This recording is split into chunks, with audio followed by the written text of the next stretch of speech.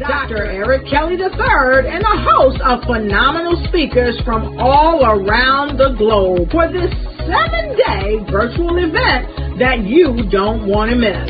The mission of the Black Business Expo is to raise scholarship money from kids all the way from high school all the way from college. The Black Business Olympics is one of the largest Black business showcases in the world. It is an opportunity for businesses and companies to showcase their businesses globally. We are going to be giving away laptops up to $5,000 away to students.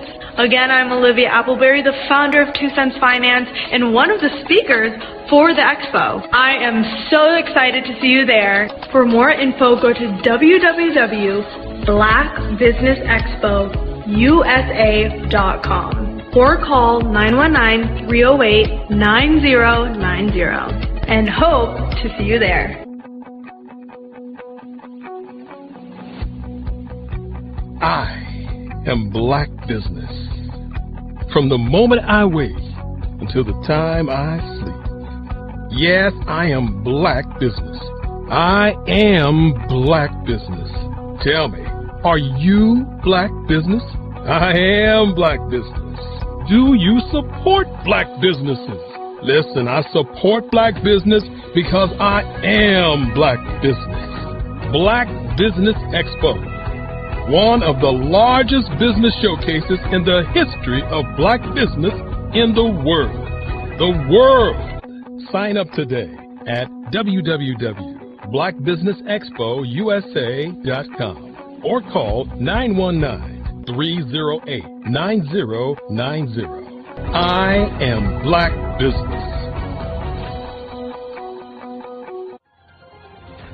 I am Black business. From the moment I wake until the time I sleep, I am Black business. I am Black business. Are you Black business? I am Black business. Do you support Black businesses? I support Black business because I am Black business. Black Business Expo, one of the largest business showcases in the history of Black America in North Carolina. Black Business Expo, one of the largest business showcases in the history of Black business in the world.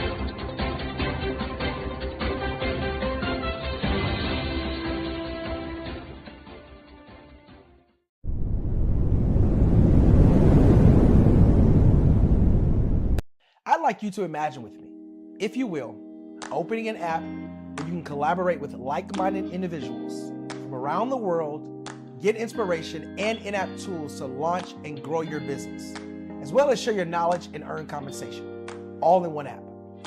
Well, the name of that app is Truso, short for Truly Social. Hi, I'm Matthew Newman, the founder and CEO of Truso, a new concept in social media. Truso is designed from the ground up to be a platform that's both social and empowering for all its users. How exactly do we do that? I'm glad you asked. First, Truso brings the world together via video. Psychologists assert that video provides a significantly more effective connection than audio only. When you enter a community on Truso, you're face to face. Second, on Truso, you don't have to have 1 million followers to monetize. Our business model allows all hosts and moderators to monetize, no matter the size of your following, by 1, producing fee-based content, and 2, inviting others to join the platform as subscribers. Even more, Truso has an in-app resource library with over 100 free resources, forms, and documents to help you build your brand and grow your business. Third, Truso is inclusive. The deaf and hard of hearing communities make up 360 million people worldwide. Unlike audio-only apps, Truso embraces this community, providing a networking platform that allows them to participate via video and closed caption. We even have a deaf and hard of hearing foundation in the works as well. Fourth, Truso is both social and safe. We refer to Truso as a virtual extension of the beauty shop, barbershop and brainchild of the community. A place where there's laughter, along with wisdom, growth-oriented conversation, and genuine connections in a safe space. Trousseau even has proprietary security to ensure we maintain a safe environment for everyone. Where are we at now? Trousseau is live, y'all. We've launched in beta and we're acquiring users daily. We have an incredible development and marketing team, plus amazing celebrity influencers at the table, helping us spread the word around the globe, beginning within the African diaspora and beyond by creating a safe space for growth, connection, and collaboration. We're truly excited about Trousseau. We've created something special for which there is a global market. And we invite you to embark on this journey with us as a shareholder. The future for Trousseau is truly bright. Join us and let's go there together.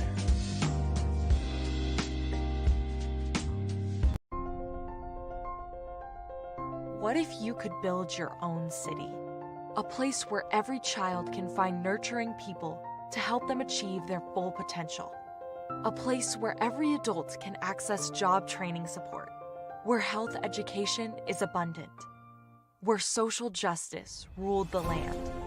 A place without limitations. Welcome. You have arrived at STEM City, USA. It is what every city should be. A safe and trusted community where you find people and resources to help you become everything you are and beyond. STEM City is unlike anything you have ever experienced. It is a digital twin of the world around you, only better. STEM City is about energy and soul renewal. It is more than a digital world.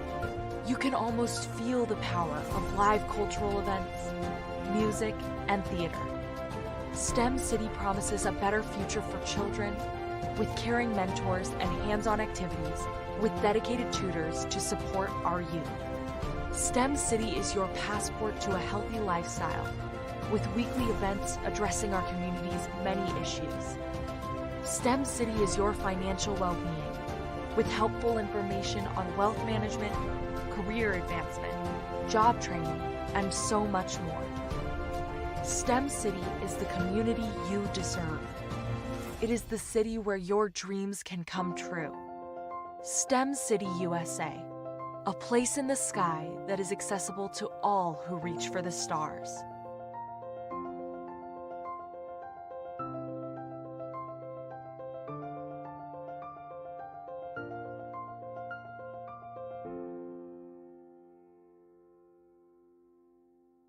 The Black Business Expo's mission is to raise funds for high school seniors going to college or K-12 entrepreneurs. This expo is a fundraiser for students. Please, you may go to www.blackbusinessexpousa.com to donate to the scholarship fund or use the Cash App at $BBXUSA. Our goal is to give laptops and up to $5,000 to 10 students.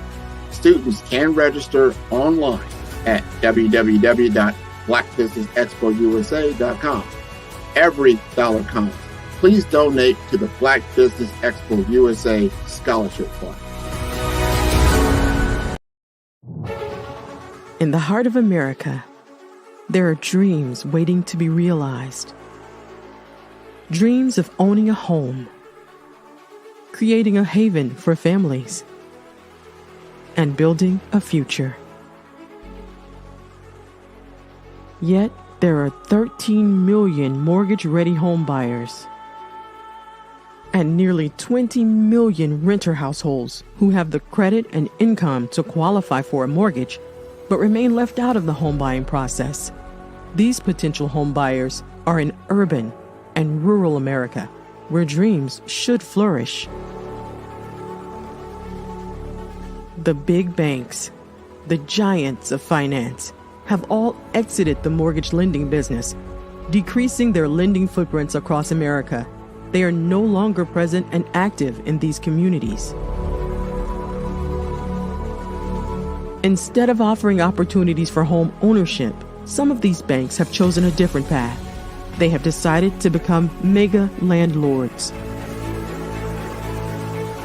They have chosen to invest billions of dollars in rental homes, leaving potential home buyers with fewer options and stuck in a cycle of renting without the chance to build equity and create a legacy for their families. Here is the shocking truth. A report issued by the Home Ownership Council of America revealed that if lenders were to step forward and serve this underserved market, they could conservatively increase their loan volume by $1.5 trillion. $1.5 trillion. This is $1 trillion business opportunity, ripe for the taking.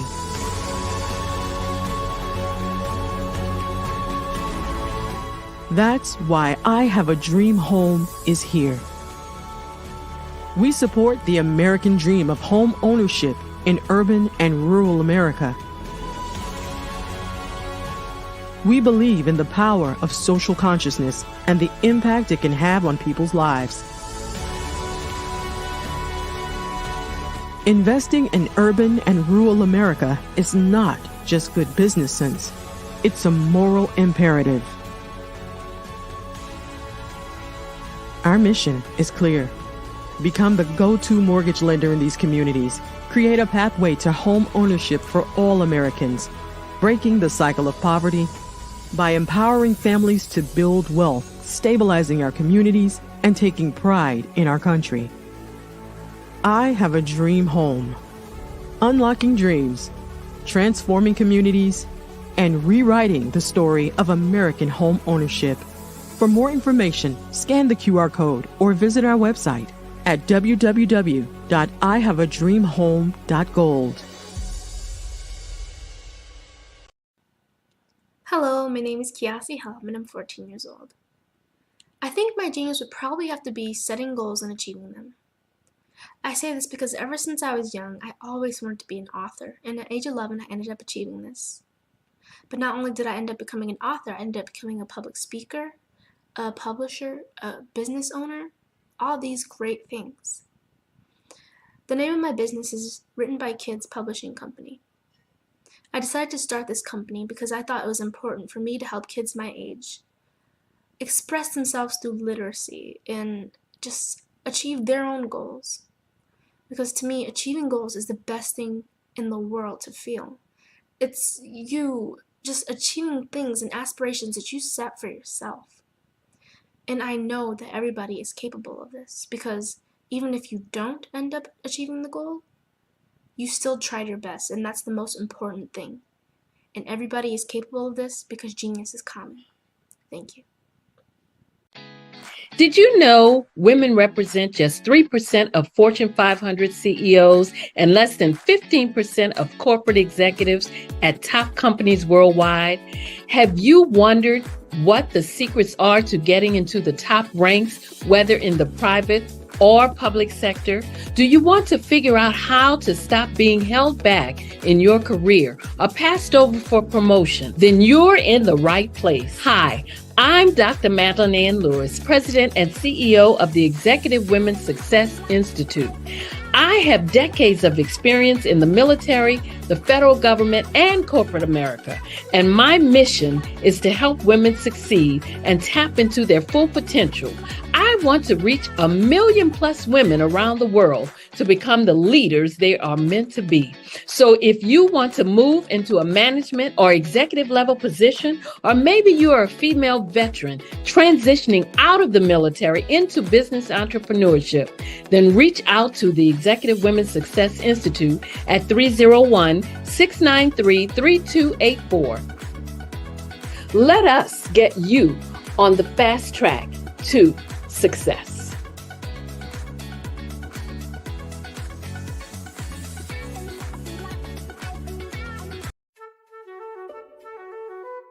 This is Dr. Arnold T. Petsworth. He's the owner of Petsworth Vet World, a veterinary clinic in Hopton, Connecticut. His patients include dog, cat, frog, fish, Goldie, dog, and this alpaca. Due to doctor-patient confidentiality, we can't tell you their names. Business at Vet World was steady, and then quarantine hit. Neighbors brought new four-legged friends into their homes. Bunnies. Bunnies everywhere. Dr. Petsworth welcomed these new patients with open arms. The only problem? There were more appointments than he could manage. That's when Dr. Petsworth turned to his American Express business card, which offers spending potential that's built for his changing business needs. He decided to hire a new assistant, Julio, and with spending power built for business purchases, he used his card to furnish a new exam room. Together, Dr. Petsworth, Julio, and American Express Business made sure all the pets of Humpton got the love and care they deserve.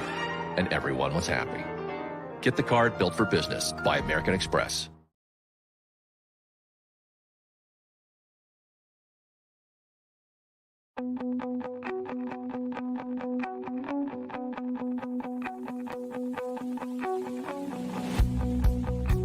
I am Black business. From the moment I wake until the time I sleep. Yes, I am Black business. I am Black business. Tell me, are you Black business? I am Black business. Do you support Black businesses? Listen, I support Black business because I am Black business. Black Business Expo, one of the largest business showcases in the history of Black business in the world. The world! Sign up today at www.blackbusinessexpousa.com or call 919-308-9090. I am Black business.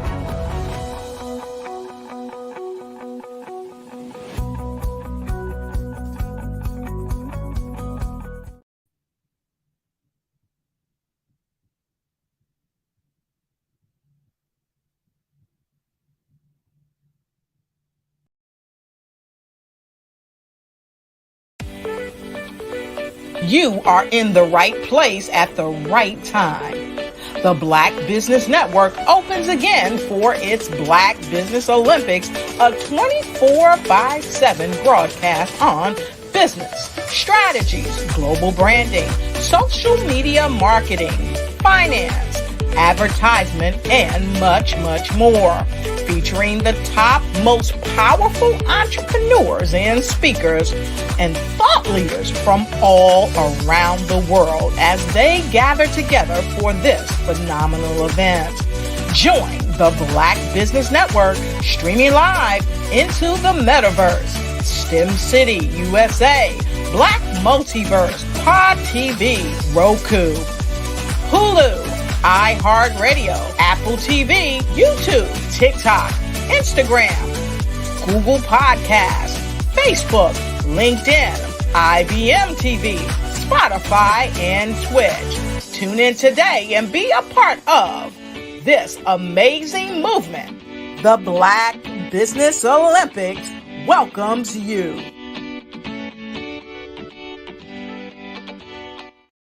The Black Business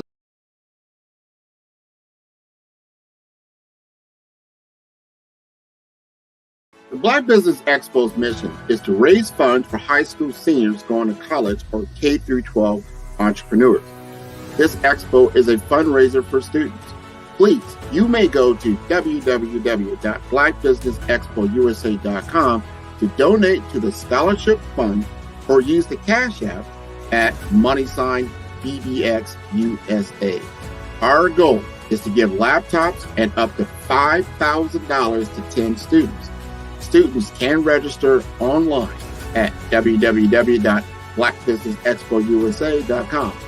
Every dollar counts. Please donate to the Black Business Expo USA Scholarship Fund.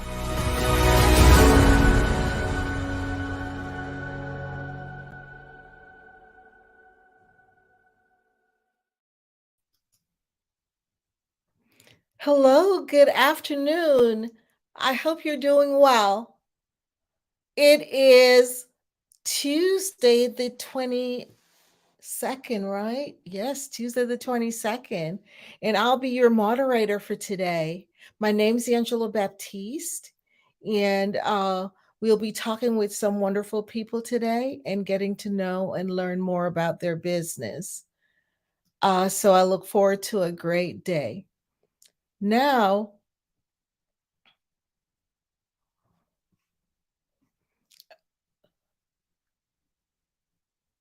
Good afternoon again, business owners, entrepreneurs, thought leaders, and corporations. Welcome to the Black Business Network. My name is Angela Baptiste, and I'm your business moderator for this afternoon on the Black Business Network. The Black Business Network is a 24-hour business network showcasing Black businesses, business owners, entrepreneurs, and thought leaders. We have speakers from North Carolina, London, Singapore, Africa, Japan, and cities all over the United States. The Black Business Network is a global community sharing its business knowledge to empower, inspire, and educate businesses about business. Today, our first speaker for this afternoon is Philomena Moncure. Philomena is an outgoing business advisor who looks to help anyone whom she comes across. Philomena has managed people in large revenue projects at the tender age of 17. That's when she started. She's an entrepreneur's advocate for all things growth, branding, and simple solutions. So I introduce you to Philomena.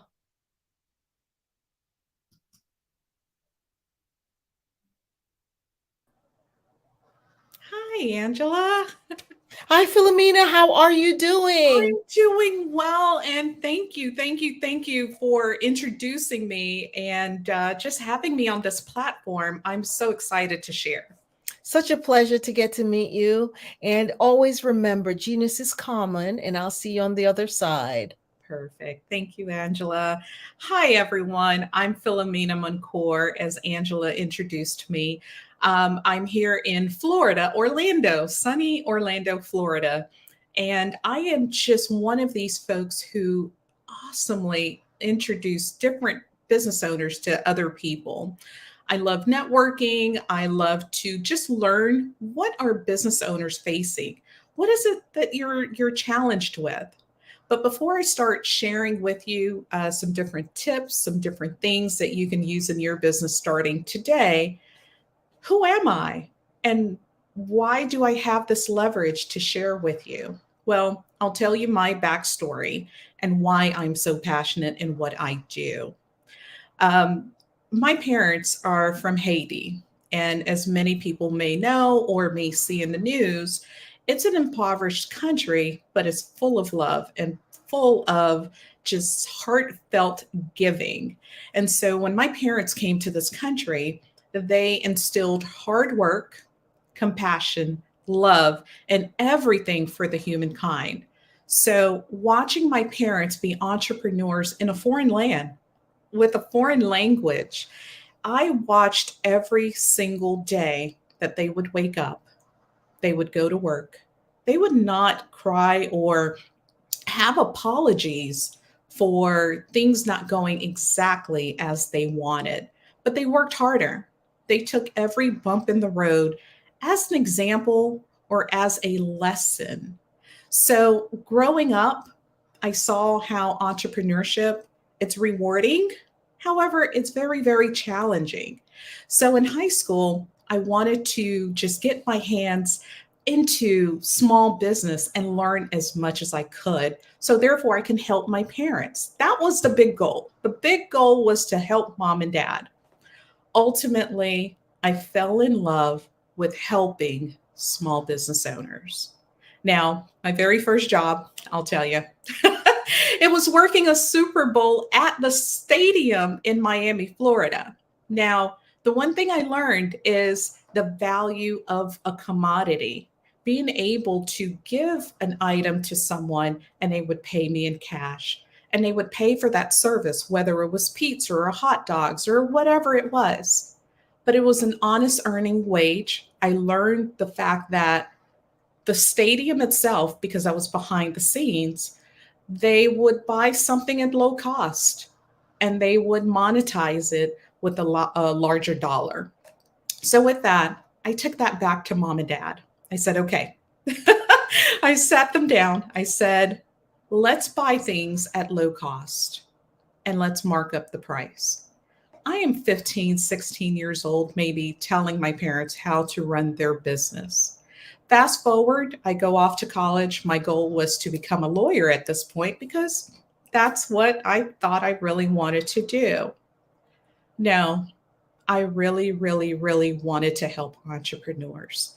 At this point, my siblings, they were starting their own businesses. And as they are going on their entrepreneurial journey, they asked me to help. They've seen what I've done with mom and dad's business. They saw how we were trading internationally, how we cut costs and grew profits. And so automatically, they're like, hey, little sis, help me. My older siblings are in a medical field. One was in the trucking industry. And a lot of it was based off of, hey, look at my business. How can you help me? So my passion, as you can hear, it's all about helping my family. But over the years, I found that as I meet people, I wanted to know, hey, what's your passion? What drives you? What is that thing that makes you think, hey, I can monetize this, be an entrepreneur, and set up a legacy for myself and for my family? And that is the thing, that is the shred that keeps me going, that makes me want to help entrepreneurs. Now, as an entrepreneur, I know you guys are facing a lot of roadblocks and a lot of challenges. A lot of times it's just knowing how to get started. Oftentimes it may be getting hold of vendors. A lot of times it's marketing. But all in all, as an entrepreneur, there are so many challenges that you're facing. Now, think of this question. How many times have you sat at your computer and you thought to yourself, is there a better way? Now, are you facing daily demands with running your business? Is there something that's always taking up a lot of your time? I want you to do this. Grab a piece of paper. I want you to write down 3 things that you do on a daily basis for your business. I'll give you some time to write those 3 things down. Now, I want you to add another 3 items, things that you know you cannot end the day without doing for your business. That makes a total of 6 items that you're doing for your business every single day. Now, are you wavering between a few different things that you're not putting on this list? Chances are you are. Chances are there's a few other things you would love to put on that list, but these are your top 6 things that you feel you have to do every single day. Now, what I want you to do with your top 6 items that you put on the list, right next to them, if you could, put how much time it takes for you to delegate for that task item. How long does it take for you to complete it? I'll give you a minute to do so. Now, some items may be 15 minutes, some may be an hour, some may be 30 minutes. But what I want you to do is just have an insight on how long it takes for you to do just 6 things in your business. Now, let's take a step back. What is your morning routine? What is your afternoon routine? Do you have a routine at all? And what does that look like? Some people say that there is a work and life balance. Some coaches will even say there's not really something called life and work balance. But as an entrepreneur, you're always trying to balance multiple parts of yourself and your business and your family and everything else that's involved in your life. Now, looking back at your list, do you feel like there's some other things you may have put on that list instead? Are there a couple of things you feel that maybe it's not that important and you want to cross off? Feel free to. Feel free to. The goal of this exercise is to identify some of the things you find that are extremely important that you must do every single day. Now, that was a very generic list. I want you to create another list here right at the bottom of your page, or even on the other side of your paper. How are you marketing your business? What are you doing day in and day out to market you and your business? What does that look like? I'll give you a moment just to work through that.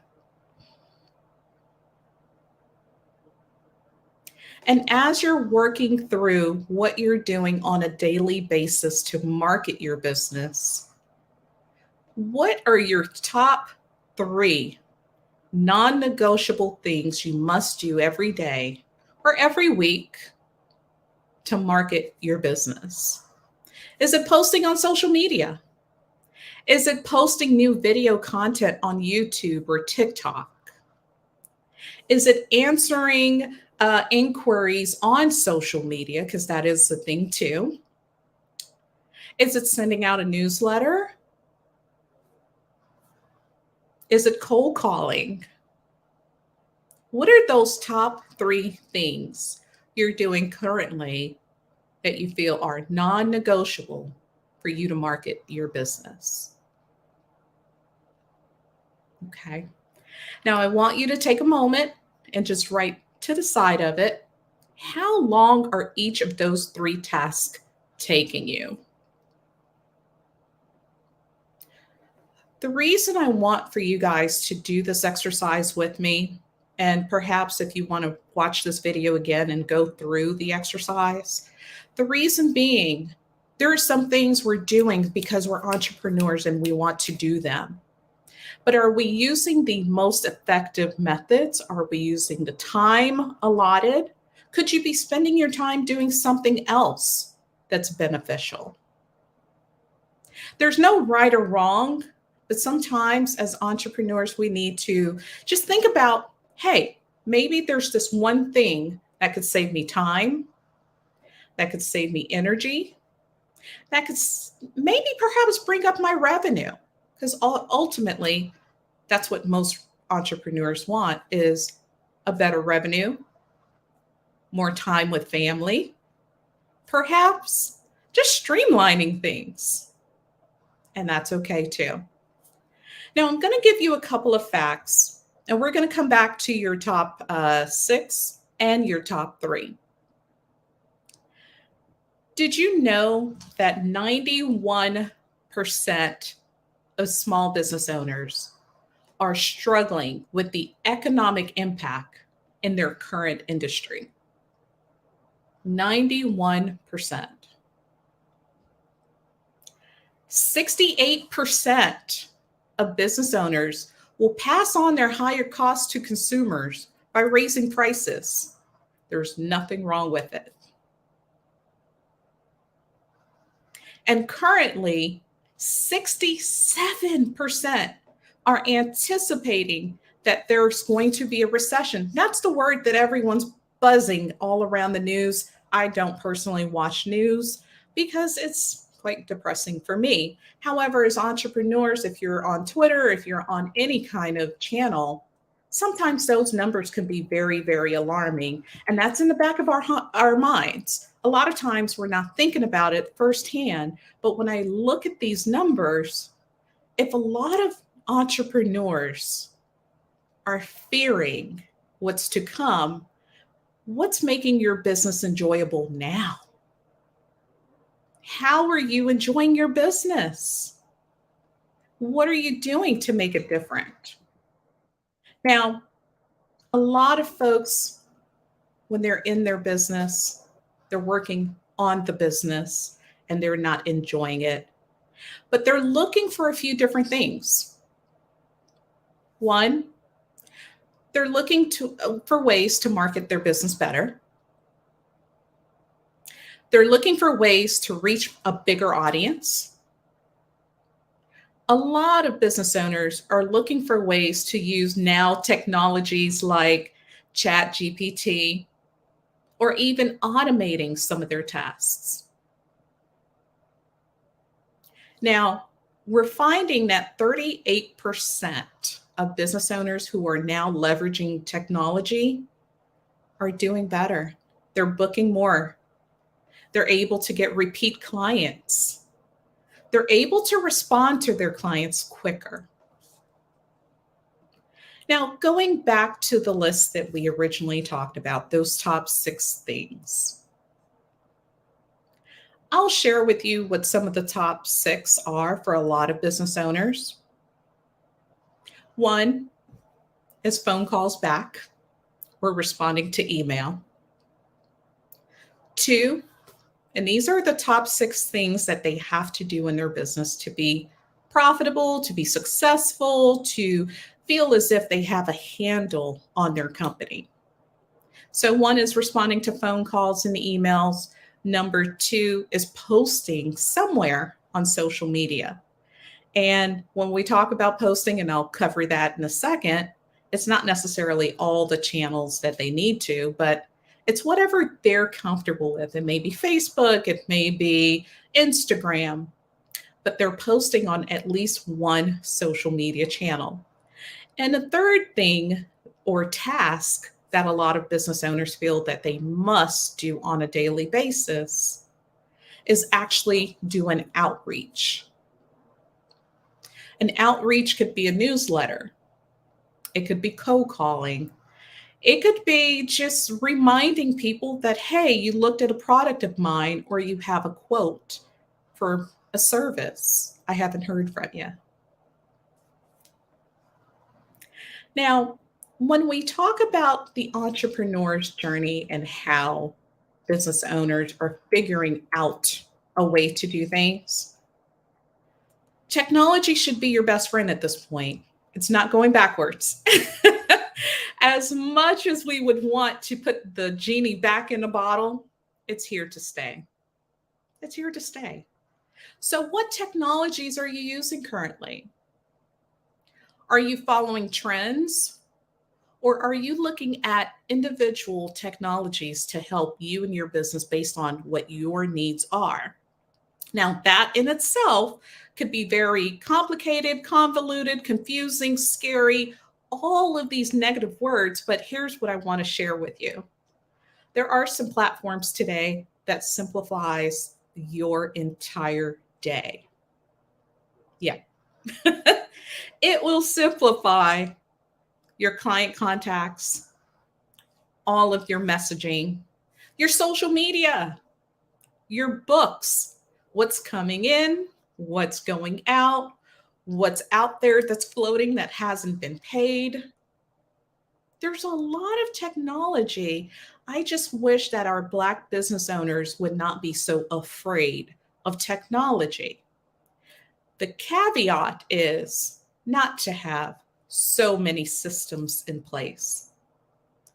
The old adage of having too much of one thing, too much technology can be a hindrance, but the right technology could be a blessing. Could be a very good blessing to you, your business, your growth, and your bottom line. Now, let's talk about social media for a second. Ooh, that's social media. Some people love it. Some people despise it. Some people, they figure, hey, it's here to stay. I might as well try it. But are we monetizing it? Are we utilizing all the tools that are in front of you? And for some, it's just a platform. It's just a place to post, but it doesn't generate revenue. Now, here's the thing I'll tell most Black business owners. Posting is great. Putting your information on social media is a start, but have your systems in place to where you're able to not just be a face on social media, but that you're a source of information for people to go back to. Give more than you're asking. That would be my number one tip. Give more information, give video, give content on things that people can do to resolve an issue that they may have within your line of business. For example, carpet cleaner. Carpet cleaner, he says, hey, give me a call. I'll clean all your rooms for $99. Great, no problem. But the carpet cleaner who tells me, hey, you can use 7-Up and baking soda. I'm just making this up. This may be entirely wrong. But for the cleaning spot, here's what you can do. Now, because I'm a consumer who looks at this carpet cleaner as not someone who's trying to sell me all the time, but who is giving me valuable information, I am now looking at this business as a trusted advocate, a trusted company that I should do business with in the future. Now, I can also take that content as a consumer and I can share it. That little piece of advice, that DIY of how to clean my little spot on my carpet, it may go the furthest than that carpet company asking me to do business with them. Now, as the entrepreneur, posting is great. However, add value. Automate some of your add value content. Now, let's see if I can share my screen with you guys. And hopefully I can give you a few more nuggets that could be very, very beneficial.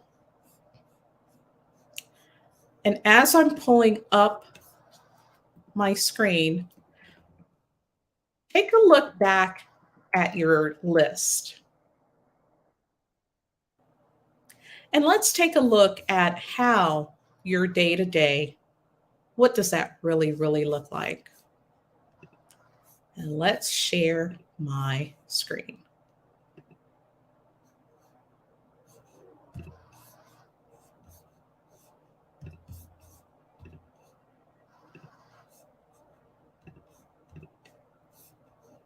Perfect.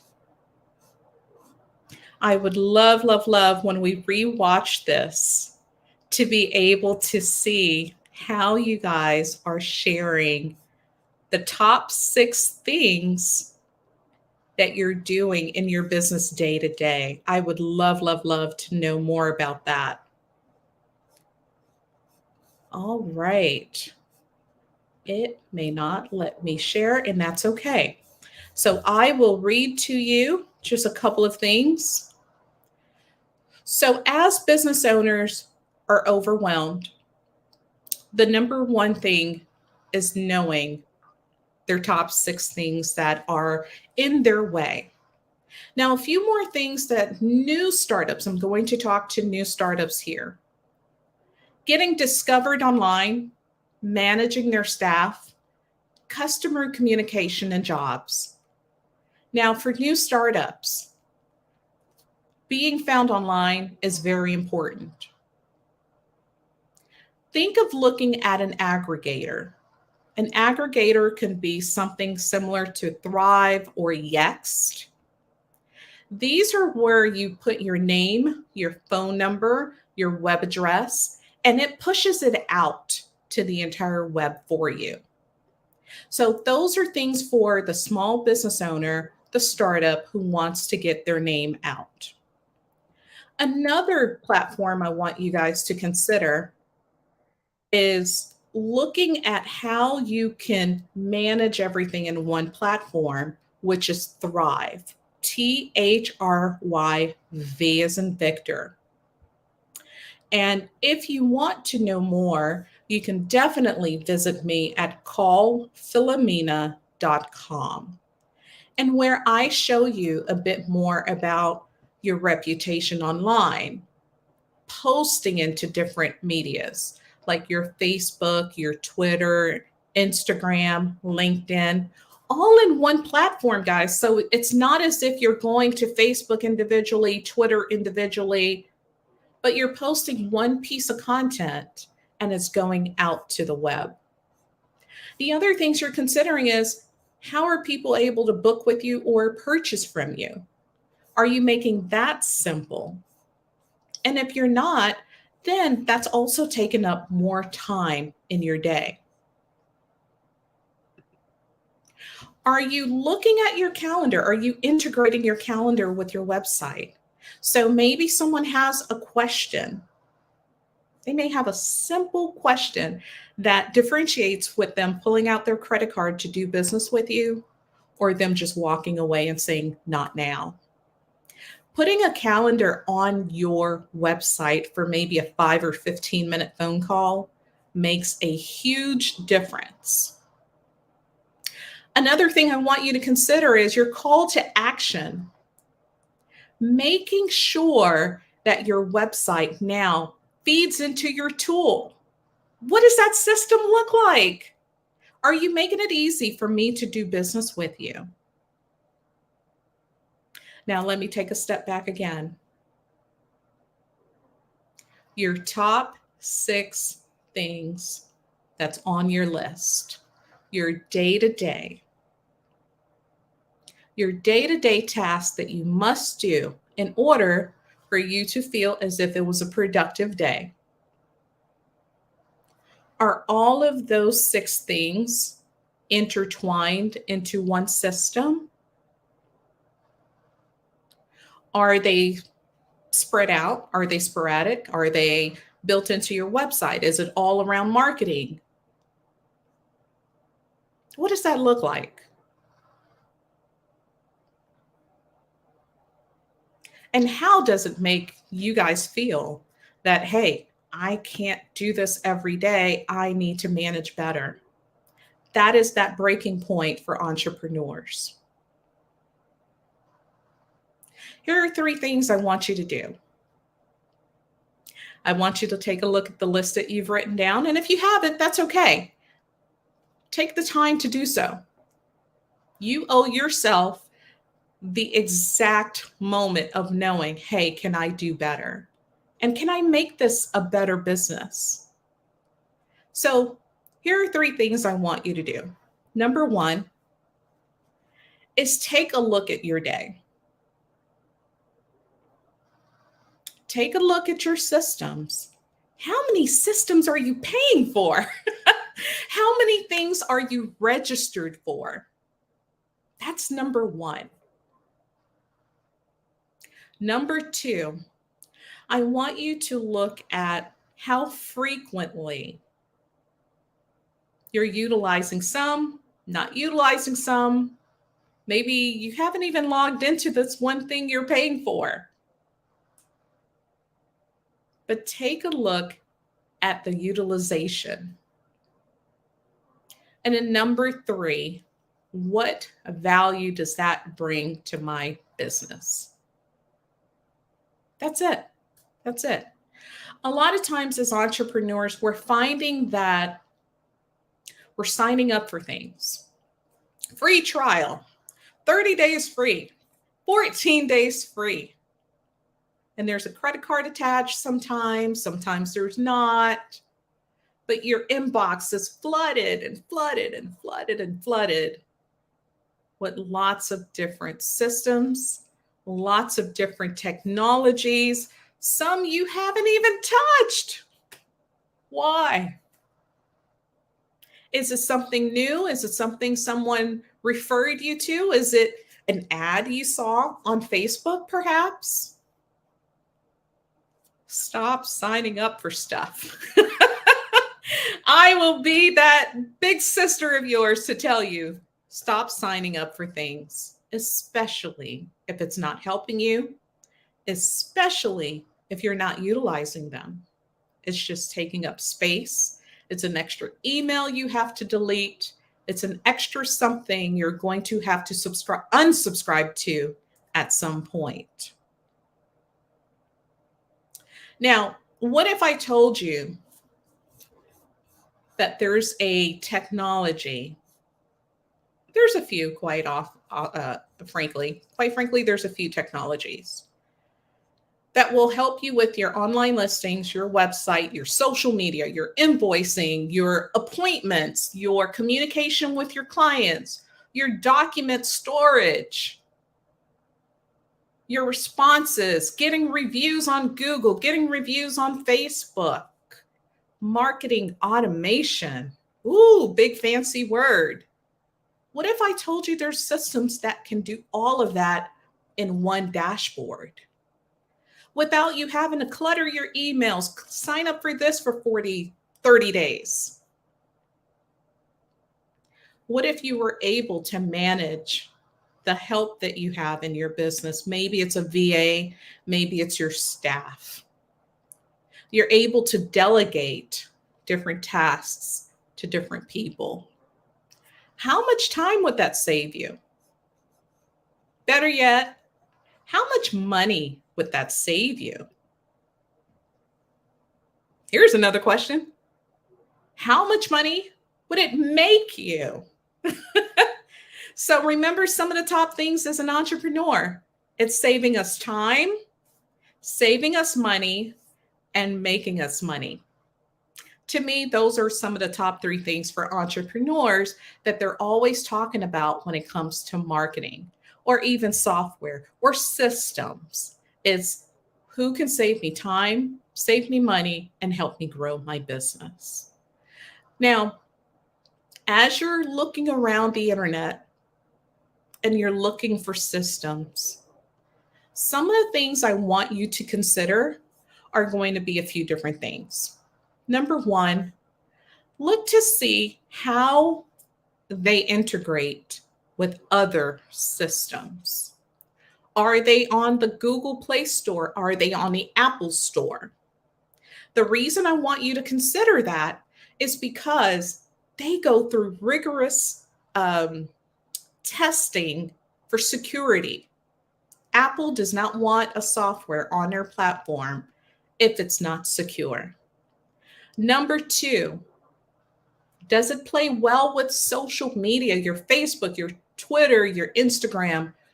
Google My Business. Does it play well with that?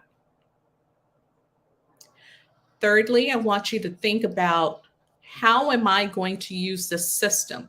What are the top 6 things from my list that it's going to solve? Because again, I don't want you signing up, getting new systems, putting things into place if it's not going to solve anything. And lastly, see what it's going to replace in your day-to-day. Meaning, does it take it off your list? Does it take it off your desk? Does it make your life easier? Now, a lot of people will ask, Philomena, I don't know what to use. That's okay. There are tools out there who can help you, and I can certainly help you figure out what's best for you. What's best for one business is not necessarily the best tool for the next company. Every company is different. Every business owner is different. All of your goals are different. So look at what's going to be best for you. One of my favorites, I'm a little partial to it, it's Thrive. I love this software for what it can do, what it does for business owners, which is grow revenue and save time and save you money. I'm going to share just a few numbers with you that I think you'll appreciate. So with the Thrive software, in just 60 days, we were able to see a 25% increase of new clients. 25% more new clients. What business owner couldn't use that? In that same time frame, we saw 61% new client appointments booked. That means we were able to not just get their clicks from their website, their social media, but we're able to get 61% more booked appointments. And then in over a year, 86% more revenue through those same bookings. So it's not just that they booked an appointment, but there was also some nurturing that happened. So we were able to keep in contact, automating, those contacts with those business owners and clients. So they were able to turn not just the not now, but into advocates and into eventual clients that were spending money with them. So just automating just a couple of tasks within the business, we're able to grow them by 80+%. Who wouldn't want that in their business? When it comes to your small business, I would challenge you to simplify your processes. I would challenge you to get systems in place. A system in place that automates, saves you time, grows your business, and helps you just take off a little bit of that stress. I am Philomena Mancour. You can reach me at phone number 407-733-7776. You can also reach me at my landing page, which is callphilomena.com. That's callphilomena.com. I am so grateful for you watching this and having me participate in the Black Business Network. They're doing amazing, amazing things for our community. So just want to say thank you to everyone. And hopefully you've grabbed just a nugget or two and you're able to grow your business and get to those goals that you want. Good luck, and I hope to help you at some point.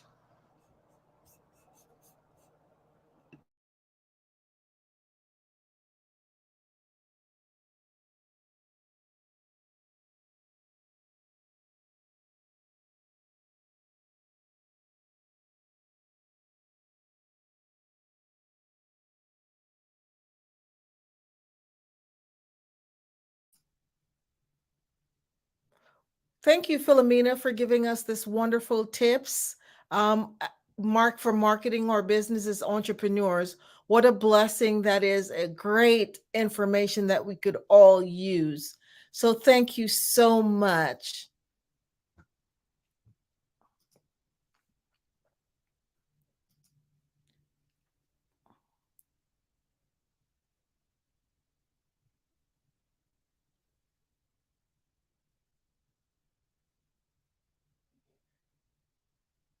Hey guys, my name is Caden. I'm the CEO of Caden Teaches, and my genius is teaching kids about financial literacy. Throughout my financial products, such as my financial flashcards, my activity book, and my newest project, my financial bus, which I bought. And on the bus, it has a mock bank where kids will learn how to deposit and withdraw money, a mock grocery store where kids will be able to learn how to have a family budget, and a mock stock exchange where kids will even be able to learn how to invest in stocks. Now, I decided to start teaching kids about financial literacy because I find that most kids graduate high school without even knowing the basics about financial literacy. And I feel if I were to teach kids about financial literacy, that I would be able to help kids tap into their genius. And I actually learned about financial literacy to my dad because I would go to business meetings with him and I would always see that they were talking about financial literacy.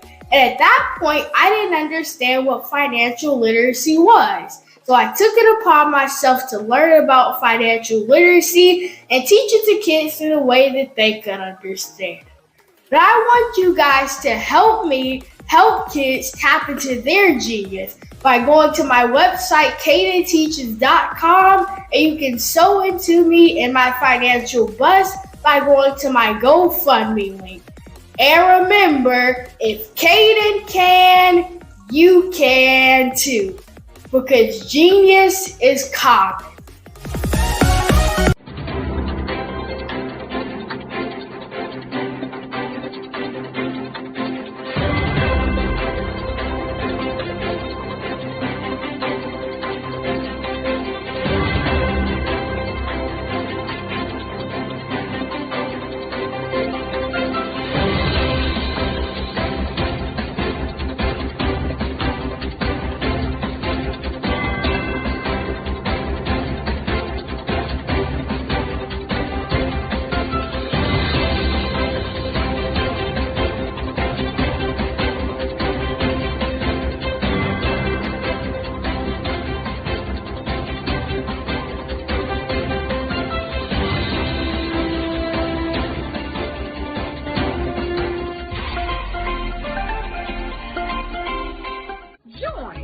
Dr. Eric Kelly III and a host of phenomenal speakers from all around the globe for this 7-day virtual event that you don't want to miss. The mission of the Black Business Expo is to raise scholarship money from kids all the way from high school, all the way from college. The Black Business Olympics is one of the largest Black business showcases in the world. It is an opportunity for businesses and companies to showcase their businesses globally. We are going to be giving away laptops up to $5,000 away to students. Again, I'm Olivia Appleberry, the founder of 2 Cents Finance and one of the speakers for the expo. I am so excited to see you there. For more info, go to www.blackbusinessexpousa.com or call 919-308-9090 and hope to see you there. I am Black business. From the moment I wake until the time I sleep. Yes, I am Black business. I am Black business. Tell me, are you Black business? I am Black business. Do you support Black businesses? Listen, I support Black business because I am Black business. Black Business Expo, one of the largest business showcases in the history of Black business in the world. The world! Sign up today at www.blackbusinessexpousa.com or call 919-308-9090. I am Black business. I am Black business. From the moment I wake until the time I sleep, I am Black business. I am Black business. Are you Black business? I am Black business. Do you support Black businesses? I support Black business because I am Black business. Black Business Expo, one of the largest business showcases in the history of Black America in North Carolina. Black Business Expo, one of the largest business showcases in the history of Black business in the world.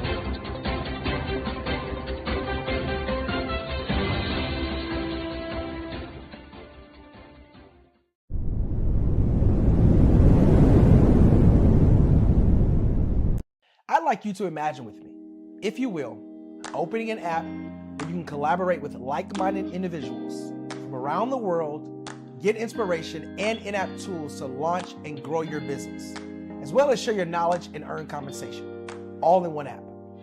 Well, the name of that app is Truso, short for Truly Social. Hi, I'm Matthew Newman, the founder and CEO of Truso, a new concept in social media. Truso is designed from the ground up to be a platform that's both social and empowering for all its users. How exactly do we do that? I'm glad you asked. First, Truso brings the world together via video. Psychologists assert that video provides a significantly more effective connection than audio only. When you enter a community on Truso, you're face to face. Second, on Truso, you don't have to have 1 million followers to monetize. Our business model allows all hosts and moderators to monetize, no matter the size of your following, by 1, producing fee-based content, and 2, inviting others to join the platform as subscribers. Even more, Truso has an in-app resource library with over 100 free resources, forms, and documents to help you build your brand and grow your business. Third, Truso is inclusive. The deaf and hard of hearing communities make up 360 million people worldwide. Unlike audio-only apps, Truso embraces its community, providing a networking platform that allows them to participate via video and closed captioning. We even have a deaf and hard of hearing foundation in the works as well. Fourth, Truso is both social and safe. We refer to Truso as a virtual extension of the beauty shop, barbershop and brainchild of the community. A place where there's laughter, along with wisdom, growth-oriented conversation, and genuine connections in a safe space. Trousseau even has proprietary security to ensure we maintain a safe environment for everyone. Where are we at now? Trousseau is live, y'all. We've launched in beta and we're acquiring users daily. We have an incredible development and marketing team, plus amazing celebrity influencers at the table, helping us spread the word around the globe, beginning within the African diaspora and beyond by creating a safe space for growth, connection, and collaboration. We're truly excited about Trousseau. We've created something special for which there is a global market. And we invite you to embark on this journey with us as a shareholder. The future for Trousseau is truly bright. Join us and let's go there together.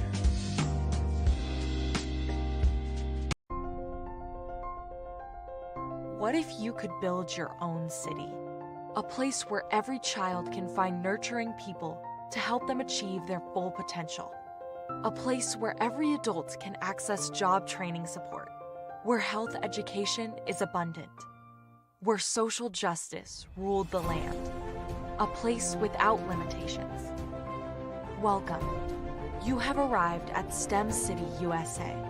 It is what every city should be. A safe and trusted community where you find people and resources to help you become everything you are and beyond. STEM City is unlike anything you have ever experienced. It is a digital twin of the world around you, only better. STEM City is about energy and soul renewal. It is more than a digital world. You can almost feel the power of live cultural events, music, and theater. STEM City promises a better future for children with caring mentors and hands-on activities with dedicated tutors to support our youth.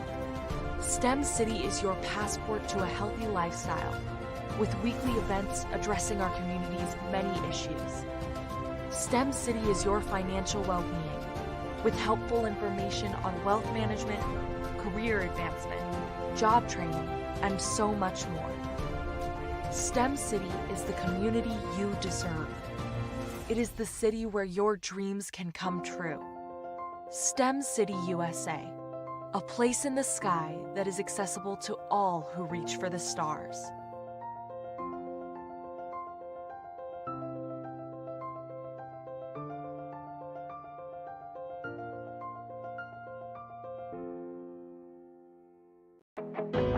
I am Black business. From the moment I wake until the time I sleep, I am Black business. I am Black business. Are you Black business? I am Black business. Do you support Black businesses? I support Black business because I am Black business. Black Business Expo, one of the largest business showcases in the history of Black business in the world. Sign up today at www.blackbusinessexpousa.com or call 919-308-9090. I am Black business.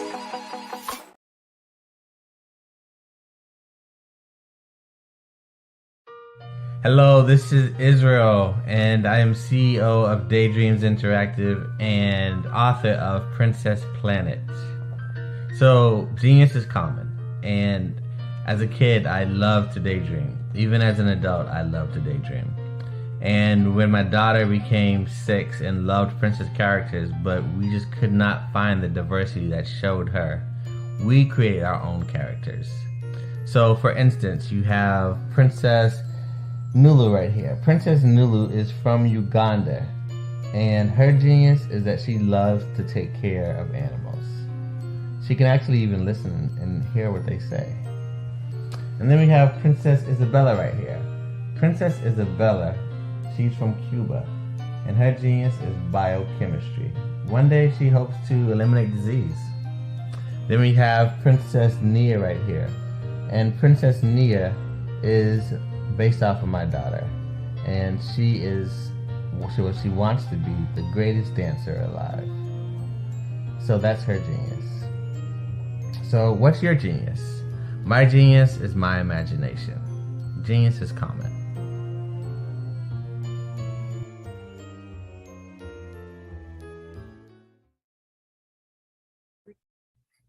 Hey, Ivanka Farabi here. I'm the founder and executive director of Beyond the Shackles. We're a nonprofit that instills hope in the incarcerated, disenfranchised, and their families. But we don't stop there, because what we know is that you don't have to spend one day behind physical bars to be in shackles in your heart and your mind. And we help people to rise up. What is my genius? I'm a life elevation coach and strategist. I'm a motivational speaker, and I help people to navigate the difficult terrain of adversity. Do you know that you can build the most beautiful masterpiece from the rubble that might lie at your feet from the most difficult of times? Well, you can. And I help people to walk out their God-given plans and find their genius. Why? Everybody has genius, because genius is common. Did you know women represent just 3% of Fortune 500 CEOs and less than 15% of corporate executives at top companies worldwide? Have you wondered what the secrets are to getting into the top ranks, whether in the private or public sector? Do you want to figure out how to stop being held back in your career or passed over for promotion? Then you're in the right place. Hi, I'm Dr. Madeline Ann Lewis, President and CEO of the Executive Women's Success Institute. I have decades of experience in the military, the federal government, and corporate America, and my mission is to help women succeed and tap into their full potential. I want to reach 1 million plus women around the world to become the leaders they are meant to be. So if you want to move into a management or executive level position, or maybe you are a female veteran transitioning out of the military into business entrepreneurship, then reach out to the Executive Women's Success Institute at 301-693-3284. Let us get you on the fast track to success.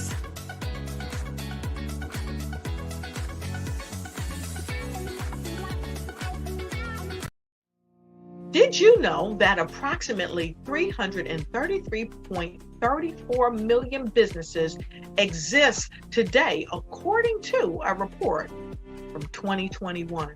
And you may be one of those businesses, or maybe you're not in the business market yet, but you're aspiring to be a business owner. Well, guess what? You're in the right place at the right time. Because let's face it, everything is about timing and opportunity. Hi, my name is Dr. Lotus Richey, and I'm the CEO and founder of the Lotus Richey Coaching and Consulting LLC, along with the Lotus Richey Ignite Show. 15 minutes of success with Dr. Lotus Richey, as well as books to boom your business and bring who you are. And today, I want to bring this amazing message to you about the Black Business Network and the Black Business Olympics. See, the Black Business Network and the Black Business Olympics is designed to help people just like you, that's right, that look like me, to take their business to the next level. Not just in your front yard or your backyard, but globally. The Black Business Network and Black Business Olympics is designed not to just help you survive, but to help you thrive. So join us today as we come together with businesses all around the world to support our students, our children, our young teens, our young entrepreneurs. What we do is we come together to help raise funds for students who are aspiring to be business entrepreneurs, who are aspiring and who are thriving in college. We endow them with a wonderful opportunity to gain scholarship of either a laptop or several thousands of dollars. And we invite you to help be a contributor to this amazing opportunity to help someone that looks just like you. So join us today at our website and let us connect with you and help you ignite and take flight in every area of your life on the Black Business Network and the Black Business Olympics. I'll see you on the other side.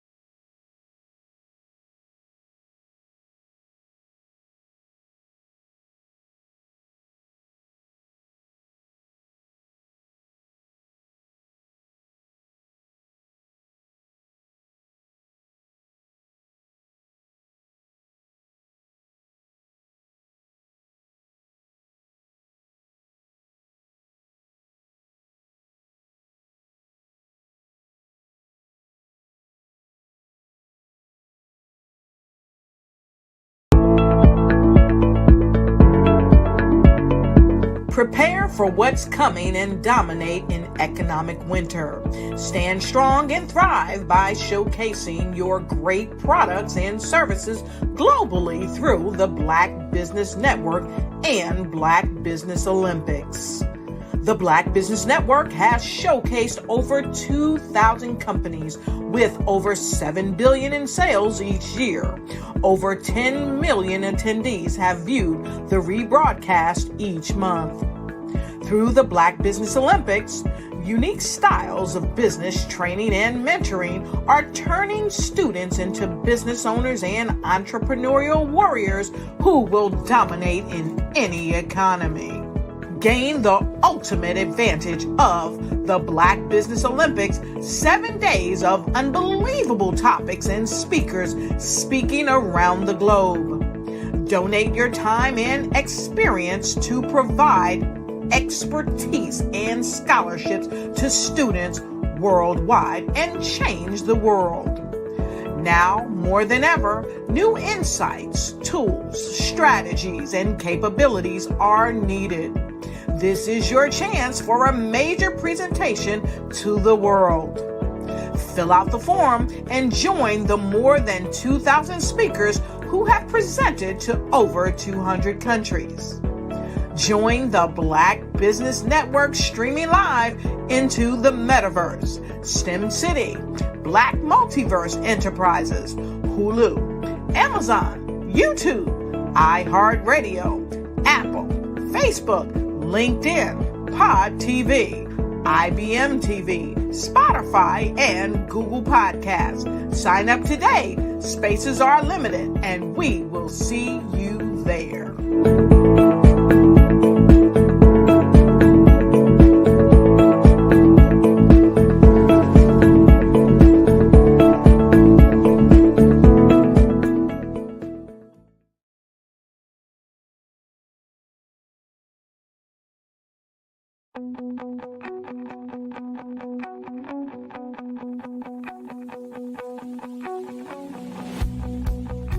I am Black business.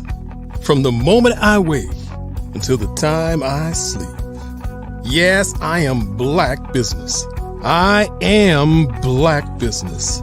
Tell me, are you Black business? I am Black business. Do you support Black businesses? Listen, I support Black business because I am Black business.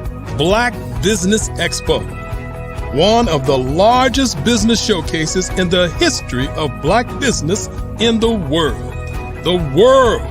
Sign up today at www.blackbusinessexpousa.com or call 919-308-9090.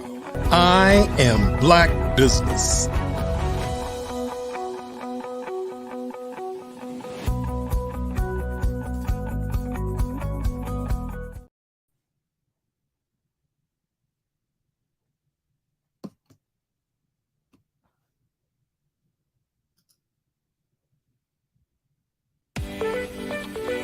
You are in the right place at the right time.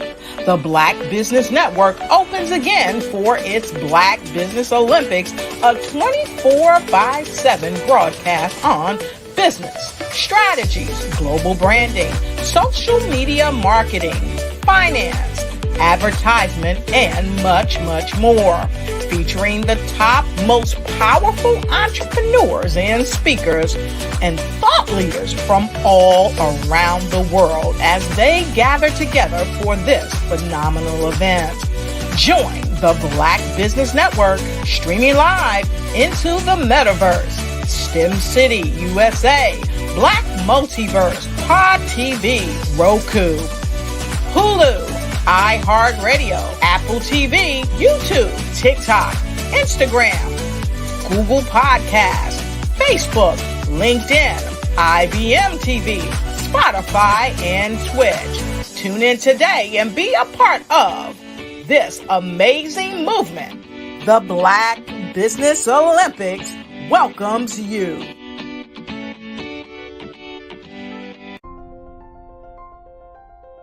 What if you could build your own city? A place where every child can find nurturing people to help them achieve their full potential.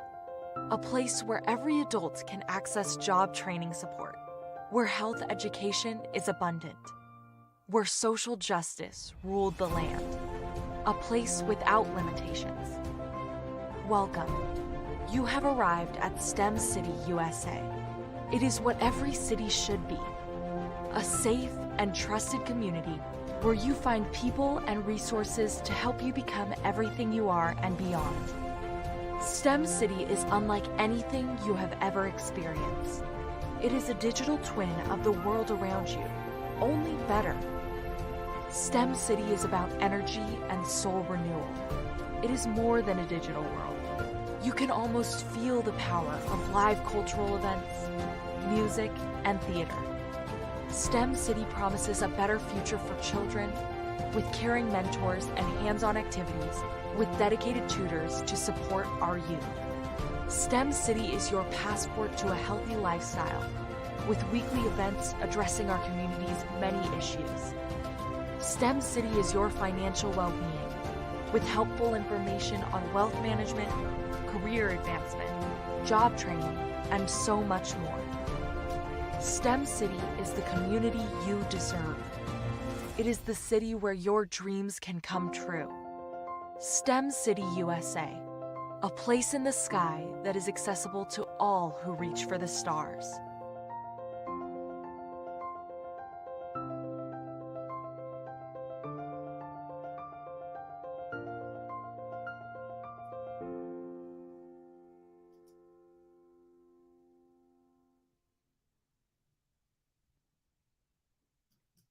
Good afternoon, business owners, entrepreneurs, thought leaders, and corporations. Welcome to the Black Business Network. My name is Angela Baptiste, and I'm your business moderator for this afternoon on the Black Business Network. The Black Business Network is a 24-hour business network showcasing Black businesses, business owners, entrepreneurs, and thought leaders worldwide. We have speakers from North Carolina, London, Singapore, Africa, Japan, and cities all over the United States. The Black Business Network is a global community sharing its business knowledge to empower, inspire, educate businesses about business. Today we have a keynote speaker, and his name's Lawrence Nichols, and I'd love to introduce him to you, and he will be talking with you and sharing with you, some important tips. So let's introduce you to Lawrence Nichols. He's passionate servant leader who was a military veteran, or is a military veteran, a church planter, a school founder, a serial entrepreneur, author and a mentor, a speaker, a trainer, and a coach. He and his wife, Tamara, have dedicated their lives to developing leaders who develop leaders in the U.S. and abroad. He has an innate ability to identify and activate leaders' strengths and gifts while helping to equip and empower them and their teams for greater impact. He leverages more than 3 decades of leadership and management experience in military, private, and faith-based arenas to help others cultivate and fully maximize their potential. I introduce to you Lawrence Nichols. Hi, Lawrence. How are you? Hi, Angela. How are you today?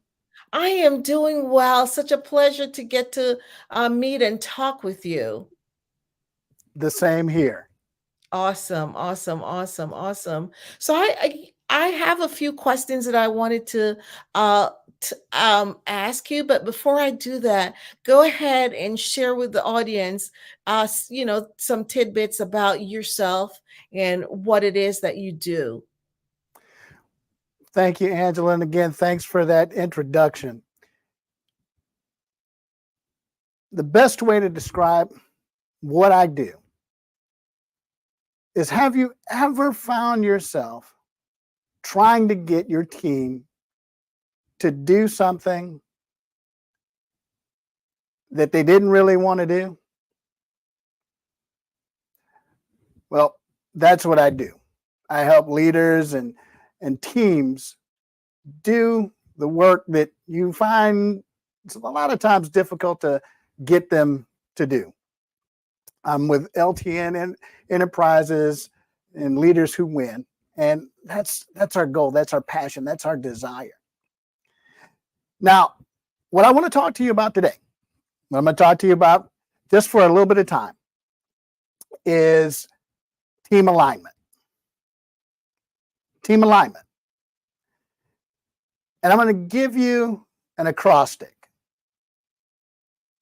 It is ALIGN. I'm going to say that again. ALIGN. Align. It's just as simple as that. The first question that you have to ask when we're talking about team alignment, and it doesn't matter what organization you lead, it doesn't matter. It could be your family, it could be in the military, it could be in the corporate space, it could be in ministry, it could be in a hospital setting, it could be in education. It does not matter. If you cannot get your team aligned and moving towards the vision that you've set, then 9 times out of 10, you're going to fail. Matter of fact, I'm almost inclined to believe that that number is 10 times out of 10. Why do I say that? Team alignment is what causes your team to be empowered to the degree that they can achieve great things. Most organizations fail to get their teams properly aligned, and they end up with headaches and heartaches that often cause them not just a bunch of emotional distress, but it will cause them financial distress as well. So let's get started. The first question that you have to ask is why, or let me put it this way. Is your vision clear? Ask, that's your first A. That's the first letter in the acrostic. Is your vision clear? I didn't say, what's your why? I asked, is your why clear? You've got to ask that question because that's going to be the fire that fuels you to develop your team, to build your team. All too often, we are excited, especially as entrepreneurs and small business developers, about moving our vision forward, but we lose sight of our why. We lose clarity in our why. How does that happen? It happens because of what we know as creep. Things that creep in and cause you to miss or lose the focus of your why. The payroll that has to be done. The orders that have to be filled. All of those things that cause you to lose clarity on your why. So the first thing that you've got to do as a leader, as a visionary, is redefine, reclarify, ask again, why am I doing this? Why am I doing this? Taking the time every 3 months or so to ask that critical question, why am I doing this? Every 90 days, if you're not asking, why did I start this to begin with? You could very well find yourself at the end of 2 years, 3 years, 5 years, 10 years, absolutely hating what it was that you started. And what you started was good. What you started had the foundation to change the world. And yet, you lost your why. You lost clarity on your why. You got too busy doing all of the other things, and you stopped focusing on your why. So the first A in align is ask the critical question. Do I have clarity on my why? Now, the second question, or the second letter in align, is L. And this is really, really, really simple. Line up. Now, I want you to think for a minute about any basketball team that you've ever seen play. Maybe you're not a basketball player. Maybe you're a soccer player. Doesn't matter what the player or the game is, or the sport is. There's always a lineup. There's always a lineup. It's important that when you're building your team, you get the right lineup.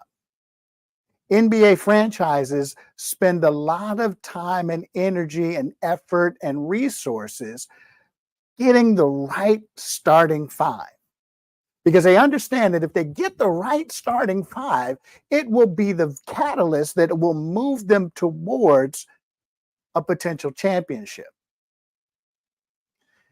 You have to have the same mindset. You've got to have the same mindset that is so focused on in acquiring the right lineup. See, when we talk about lineup, it's more than just finding the next talented individual.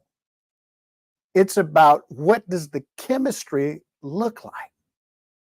Part of getting your team alignment right after you've asked, is my vision clear? Then being able to place people in your vision to see it come to pass. Just like these NBA franchises bring on players, and again, they've got a vision for what that team looks like, for what their end goal is. And of course, the end goal is bringing a championship back to their cities, their city's place of residence. They want to be able to do that. The questions now that they begin to ask are we looking for a franchise player? Or are we looking to build the team based on the elements that each person brings to the team? Which brings me to my next letter, and that's I. And that I is not about you, okay?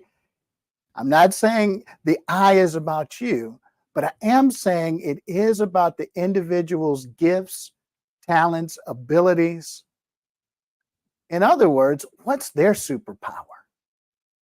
What is their superpower that they bring to bringing the vision to bear?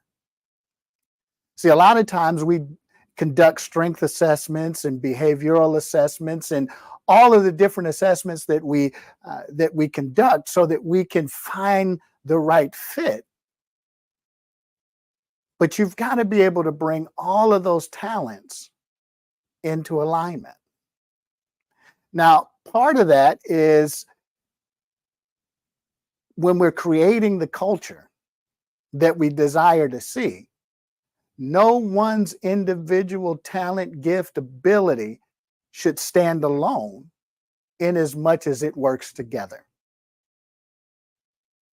No one individual's talent should stand alone as much as it stands together. That is absolutely key when you bring about the ignition to that team. So what you're looking to do, that I is not necessarily about the individual, but how can I ignite the individual's authentic self? How am I able to ignite that individual in a way that all of the gears on that team are firing up and everybody can move forward, move the vehicle forward towards the championship win? So I've got to ask for that clarity of my vision. I've got to get the right lineup. I've got to make sure that the talent is there. But then the ignition is about how do all of the components, how do I ignite the fire in my team towards team concept, towards a team goal. See, we can have individuals on our team that are all about themselves, and then we're wondering why we're frustrated and we're not seeing the results we want to see in our businesses. We're not seeing the results that we want to see in our organizations.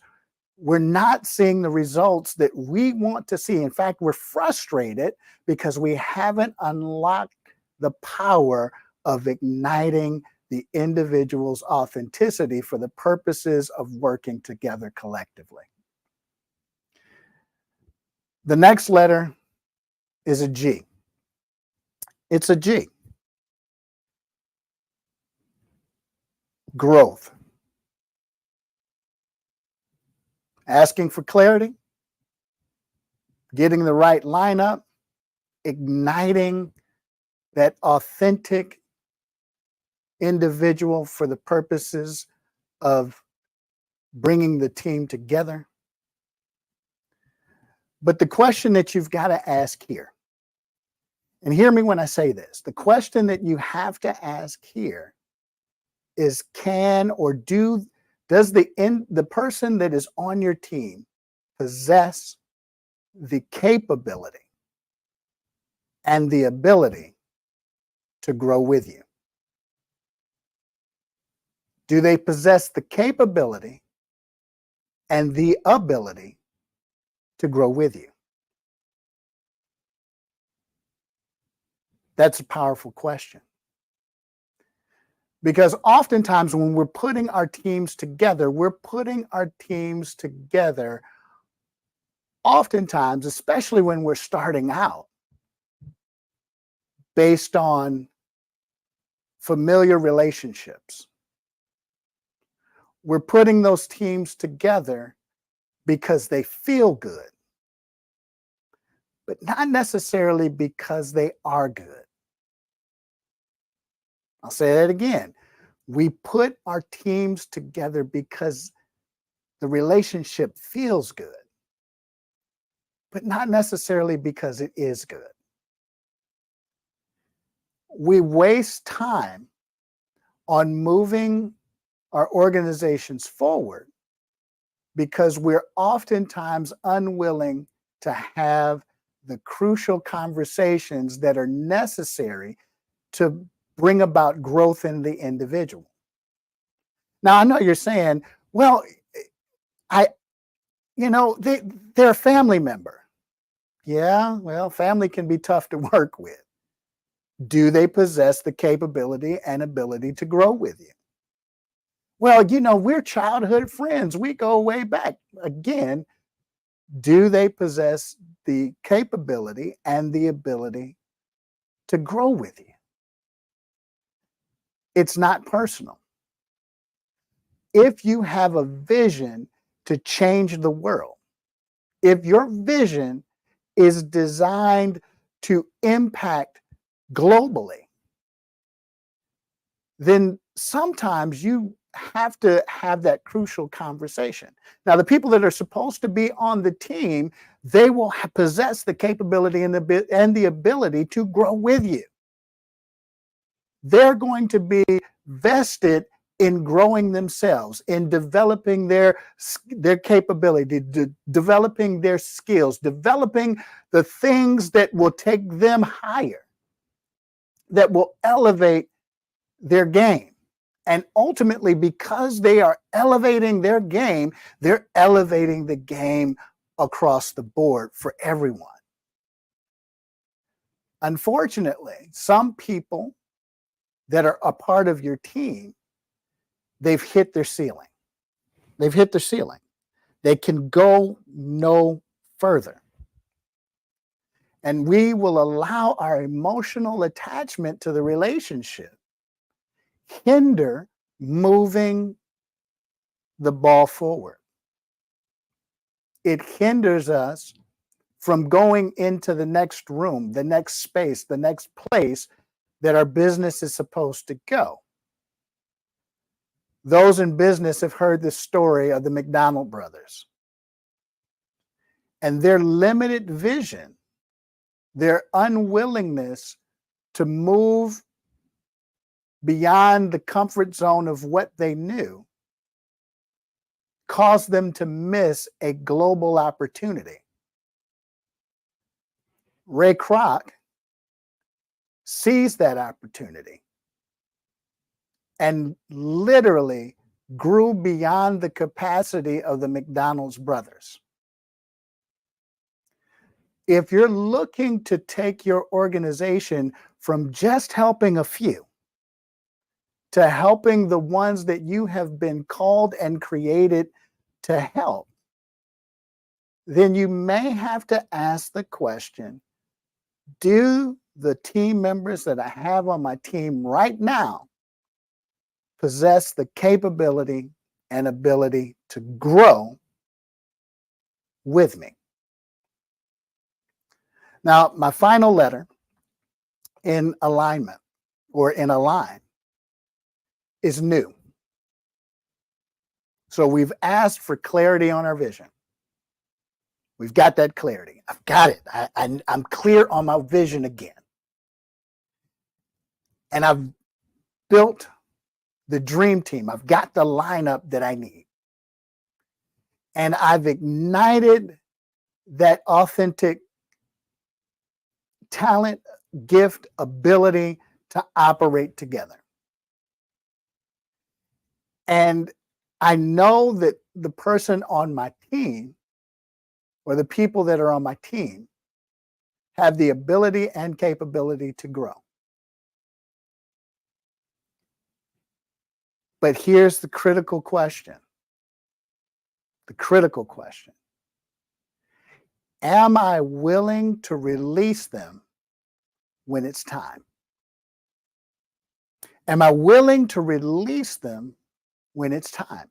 I've put all of this effort into growth and development in this individual. I've put all of this time in trying to get them on board. I've put all of this time. But the critical question is, am I willing to go in a new direction when it's time?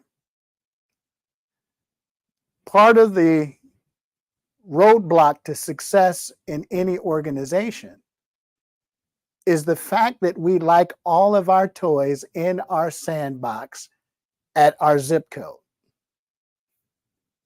We want all of our toys in our box in our zip code. In other words, we're not willing to share. We don't want to share. And so we will create narratives that induce limiters in our organization. We say that we're global, but we won't allow the person that should be released into that new territory, that new region, that new area of business to move and flourish into that area. Why? Because we may have become more reliant on them than we should have, when in fact we should have been reproducing them so that we gave them space to grow into their next, to grow into their new. We've got to be able to ask, what is next after we've developed or after we've assembled our team? Too often, and I've seen it more times than not, we put so much restriction on an individual that we frustrate their greatness. We frustrate their genius. In the Black Business Network, Dr. Kelly talks about and embraces and embodies the fact that genius is common. But you as a leader can frustrate genius if you give genius no place to go. When we as leaders don't give genius an opportunity to expand into something greater, we in fact create hostile environments. Because remember, understand this, your team will only remain as long as you can answer the question, what's in it for them? They may already be asking what's in it for me, and that's a completely different talk in terms of transforming the mindset from what's in it for me to what's in it for them. But you as the leader have to be able to answer that question. What's in it for them? And am I creating the next space for them to grow into, for them to further expand and to explore and to bloom into the fullness of what it is? Because if you connect those kinds of people on your team, there is absolutely nothing that your team cannot accomplish. So, again, am I asking myself, am I clear on my vision? Have I revisited my vision again and again and again to make sure that it's still saying the same thing? Am I lining my vision with the people that are going to help me carry it out? Am I igniting the gifts, talents, abilities of those that are along this journey to a win, that they would work together as a team. Do I have the growth mindset that I am investing in their growth and I'm also investing in my own personal growth? And finally, the end, am I considering what's next? What's in it for them?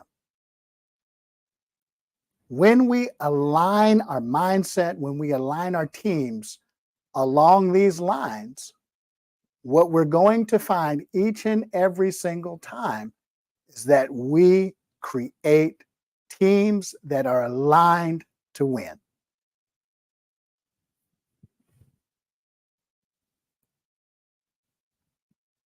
Oh, Angela, I think you're still on mute. Thank you so much, Lawrence. How powerful that was, being able to be in alignment, right? Powerful message for teams all over and leaders in order to be successful and get the successful outcomes that they desire. I just wanted to find out from you, what led you to your interest in helping organizations grow and develop their people? That's a great question. Over the years, I have always found myself in places or positions that I could quickly identify where the issues existed in the organization. Mm-hmm. But all too often, no one was willing to address those issues. In fact, what I found happening more often than not, people would ignore those issues. And so there was a little bit of internal frustration because a lot of times the unwillingness to address those issues would often create more work for me. Mm-hmm. So as a result of that, I got to the place where I said, you know what? People won't ask for the help either because they don't know they need it or because the service isn't there. And so that's kind of what got me started. It's just my personal frustration with seeing gaps in bringing people into a place that could open up those doors of understanding and doors to expand and move people beyond where they were. Awesome. Thank you for sharing that. Now, I would love for you to share your connections, your contact information. Absolutely. So I can be reached on pretty much every social media outlet that there is, but primarily between LinkedIn as well as Instagram, Facebook, is LTN Leaders Who Win. LTN Leaders Who Win. And you can find us in any one of those social media spaces. You can also reach out to me at 757-741-8044. Or you can reach me at admin@ltnenterprisesllc.com. So any of those spaces. Thank you so much, Lawrence. It's been a wonderful opportunity to get to meet you and definitely learned a lot. So thank you. And always remember, genius is common, and I'll see you on the other side. Thanks, Angela.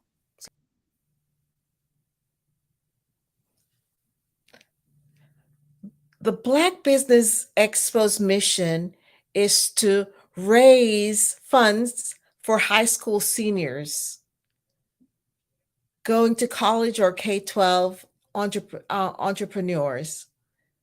This expo is a fundraiser for students. You may go to www.blackbusinessexpousa.com to donate to the scholarship fund, or use the Cash App that's on it's the $BBX USA.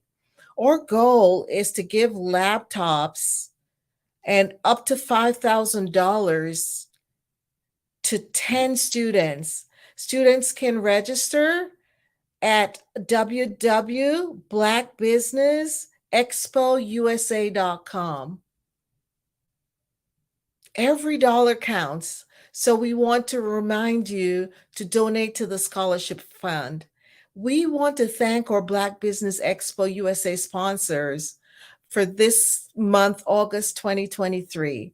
North Carolina 100, Moody Capital Partners, Suede Soul, Lotus Ritchie Coaching and Training, Carolina Virginia Minority Supplier Development Council, Step Management, BHS and Associates, Margin McLean Foundation, Genus is Common, Earth Essentials, Mullane Shawnee Global, Executive Women's Success Institute, The Quality Coaching Company, Superwoman Business Services, Creative Force Studios, Lee Entertainment, Artistic App Design, and of course the Black Business Expo USA.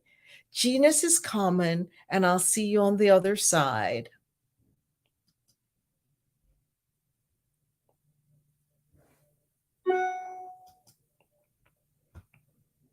I'm Ramon Ray, founder of Smart Hustle Magazine and smallbiztechnology.com.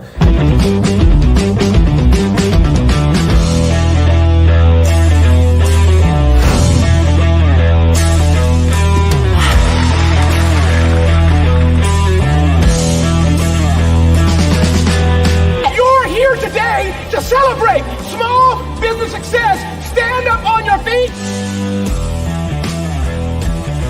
You rocked the house. Hey, thank you. It was amazing. Didn't we learn? For me, success comes from failure. One thing not to do is shake somebody's hand like this.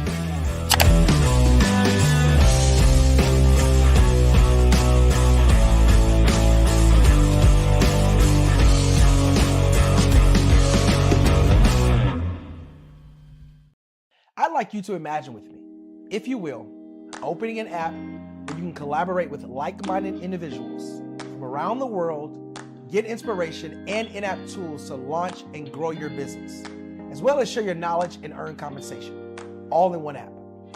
Well, the name of that app is Truso, short for Truly Social. Hi, I'm Matthew Newman, the founder and CEO of Truso, a new concept in social media. Truso is designed from the ground up to be a platform that's both social and empowering for all its users. How exactly do we do that? I'm glad you asked. First, Truso brings the world together via video. Psychologists assert that video provides a significantly more effective connection than audio only. When you enter a community on Truso, you're face to face. Second, on Truso, you don't have to have 1 million followers to monetize. Our business model allows all hosts and moderators to monetize, no matter the size of your following, by 1, producing fee-based content, and 2, inviting others to join the platform as subscribers.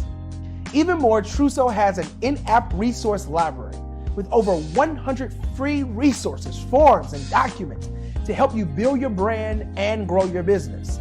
Third, Truso is inclusive. The deaf and hard of hearing communities make up 360 million people worldwide. Unlike audio-only apps, Truso embraces this community, providing a networking platform that allows them to participate via video and closed captioning. We even have a deaf and hard of hearing foundation in the works as well. Fourth, Truso is both social and safe. We refer to Truso as a virtual extension of the beauty shop, barbershop, and brainchild of the community.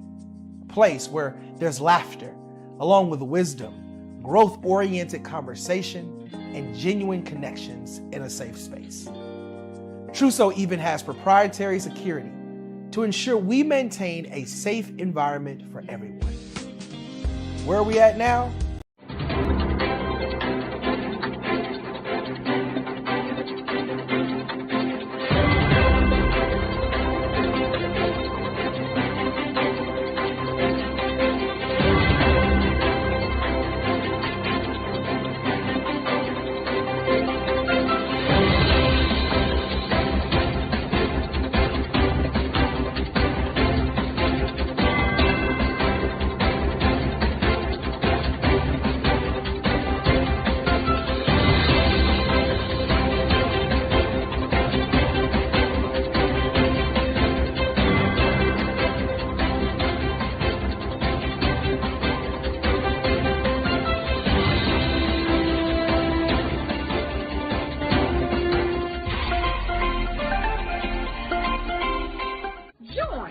Dr. Eric Kelly III and a host of phenomenal speakers from all around the globe for this 7-day virtual event that you don't want to miss.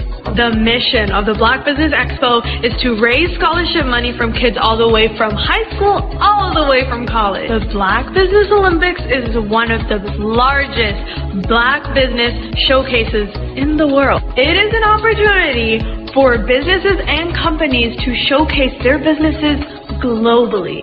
We are going to be giving away laptops up to $5,000 away to students. Again, I'm Olivia Appleberry, the founder of 2 Cents Finance and one of the speakers for the expo. I am so excited to see you there. For more info, go to www.blackbusinessexpousa.com or call 919-308-9090 and hope to see you there. I am Black business. From the moment I wake until the time I sleep. Yes, I am Black business. I am Black business. Tell me, are you Black business? I am Black business. Do you support Black businesses? Listen, I support Black business because I am Black business. Black Business Expo, one of the largest business showcases in the history of Black business in the world. The world! Sign up today at www.blackbusinessexpousa.com or call 919-308-9090. I am Black business. I am Black business. From the moment I wake until the time I sleep, I am Black business. I am Black business. Are you Black business? I am Black business. Do you support Black businesses?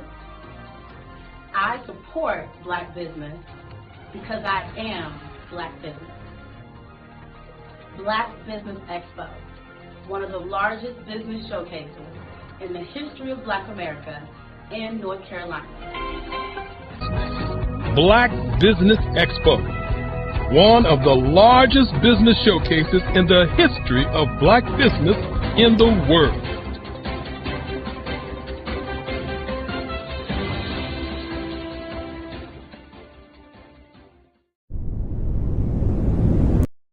I am from Washington, D.C., but I was raised in Durham, North Carolina.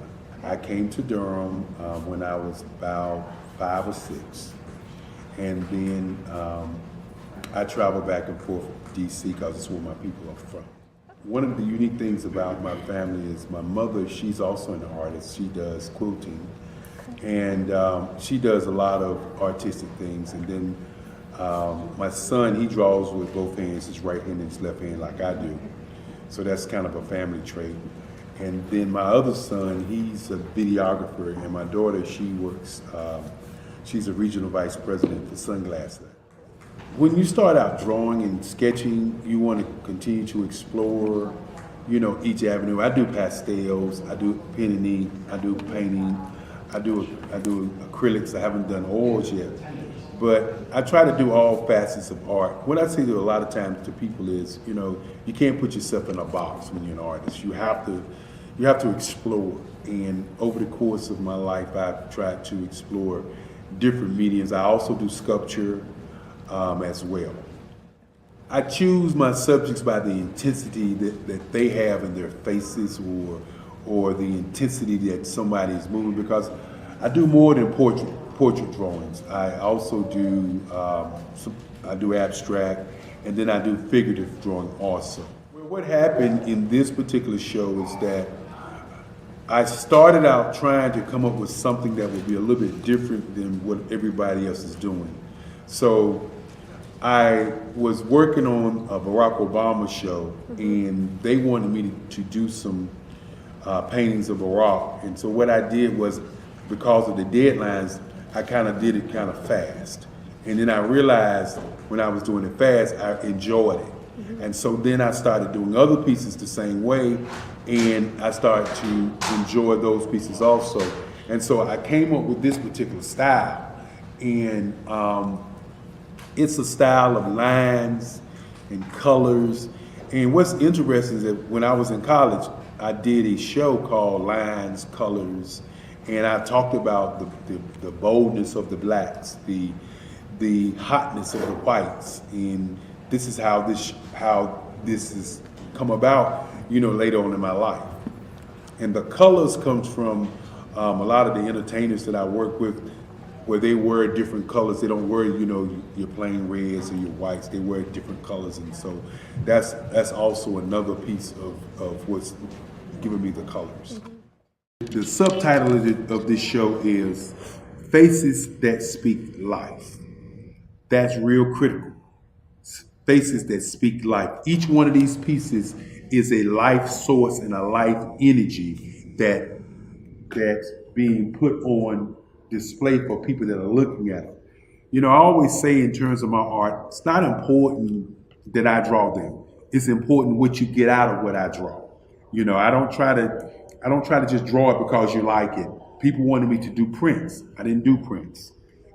People asked me to do different people, but the people that I choose are people that make a difference in the lives of people in the world. So the human landscape idea was, again, as I say, the lines represent your emotions, it represents your ideas, and it represents your journey as a human being. And that's why you get the different pieces and the different looks. And as you notice, I try not to do one look that looks alike another look. And that's what's the most important part of this show.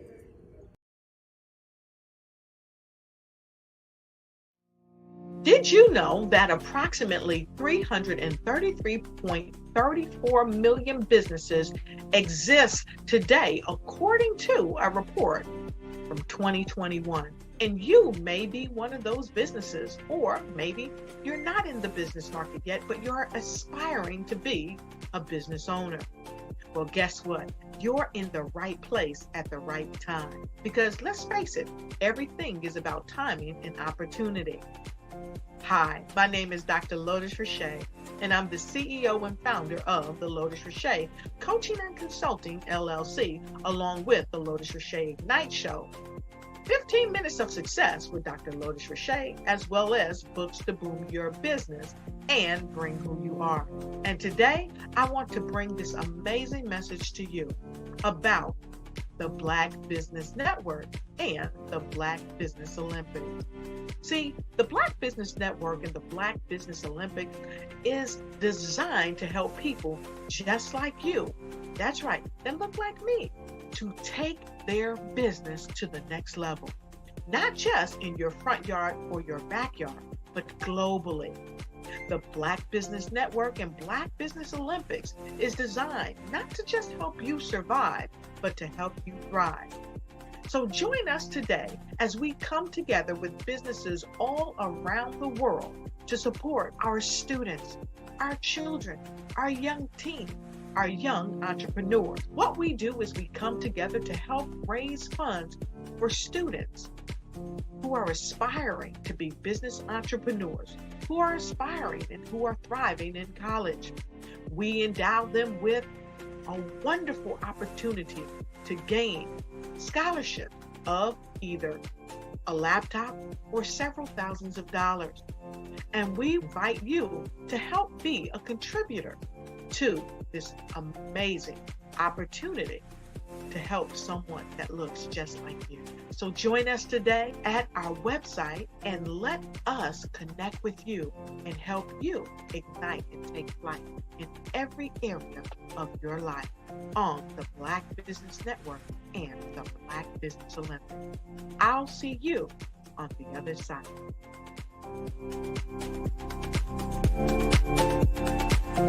Phenomenal Tanya T. Wise, who is here from the great state of Maryland. Tanya, welcome and thank you for being with us today. Can you indulge our audience a little bit and tell them just a little bit more about who you are and what it is that you do? Well, I love being able to talk to people and have a magnetic attitude, being able to just show them. So I always like to say, level up is Coach at Tanya T.Y. is here. So can you tell our audience, just give them a teaser about what your presentation will be about? So my philosophy is that we should all be living our dream life. So tomorrow I'm going to talk about how you start living your dream life. What are some of the things that you thought about in your childhood that you just kind of let go and dormant? Wow. And I want to reignite that and just give you some pointers and some tips, some tools, some strategies to be able to start living your best life now. And guess what, Rhonda? And leave it inheritance for your legacy. Oh my goodness. Okay, I know that's resonating with a lot of people. I've heard that you have a dynamic coaching program. Can you tell us a little bit more about that? Absolutely.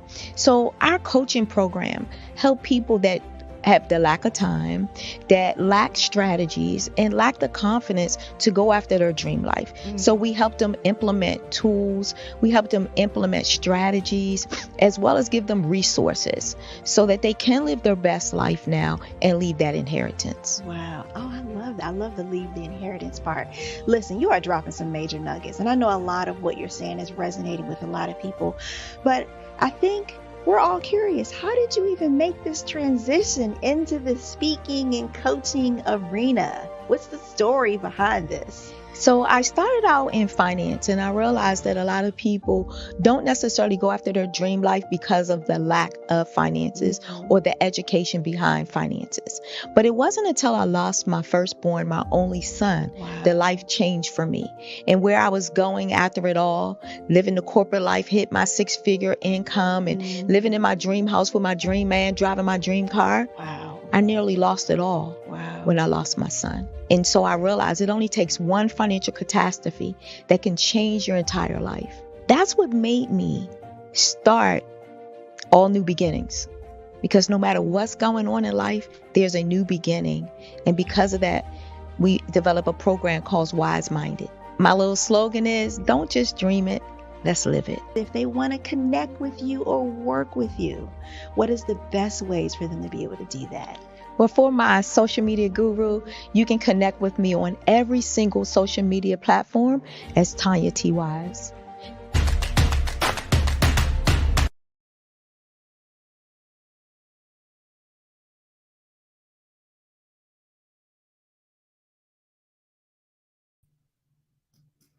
Good afternoon, business owners, entrepreneurs, thought leaders, and corporations. Welcome to the Black Business Network this afternoon. My name is Angela Baptiste, and I'm your moderator on the Black Business Network today. The Black Business Network is a 24-hour business network showcasing Black businesses, business owners, entrepreneurs, and thought leaders worldwide. We have speakers from North Carolina, London, Singapore, Africa, Japan, and cities all over the U.S. The Black Business Network is a global community sharing its business knowledge to empower, inspire, and educate businesses about business. Today we have our keynote speaker, Chanel Dickerson, who will be talking to us today. So I'd like to introduce you to Chanel. Chanel Dickerson, she's the CEO and founder of Chief Chanel Dickerson LLC, a company focused on empowerment and personal growth. With a successful career as an assistant chief of police for the Metropolitan Police Department in Washington, D.C., Chanel is a respected figure in her field. Understanding the power of the mind, she designs programs and platforms that channel women to shift their mindsets and perspectives. She firmly believes that with the right tools, every woman can achieve success in all aspects of their lives. Having grown up in a marginalized community and overcoming multifaceted trauma, Chanel draws on her personal experiences to create a company where girls and women can thrive. She's a trailblazer in her own right and has developed strategies and programs that has propelled her law enforcement career, surpassing the obstacles faced by women in a male-dominated organizations. So I introduce you to Chanel Dickerson.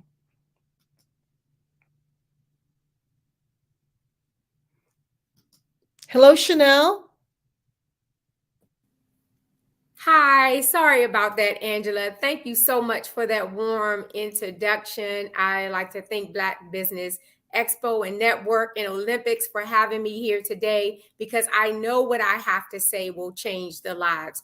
And just to explain a little bit more about who I am, I worked in law enforcement for over 30 years and I retired last year. And for over 3.5 years, I was the highest ranking woman on the Metropolitan Police Department in Washington, D.C. So in January the 6th, I was the highest ranking woman on the Metropolitan Police Department in Washington, D.C.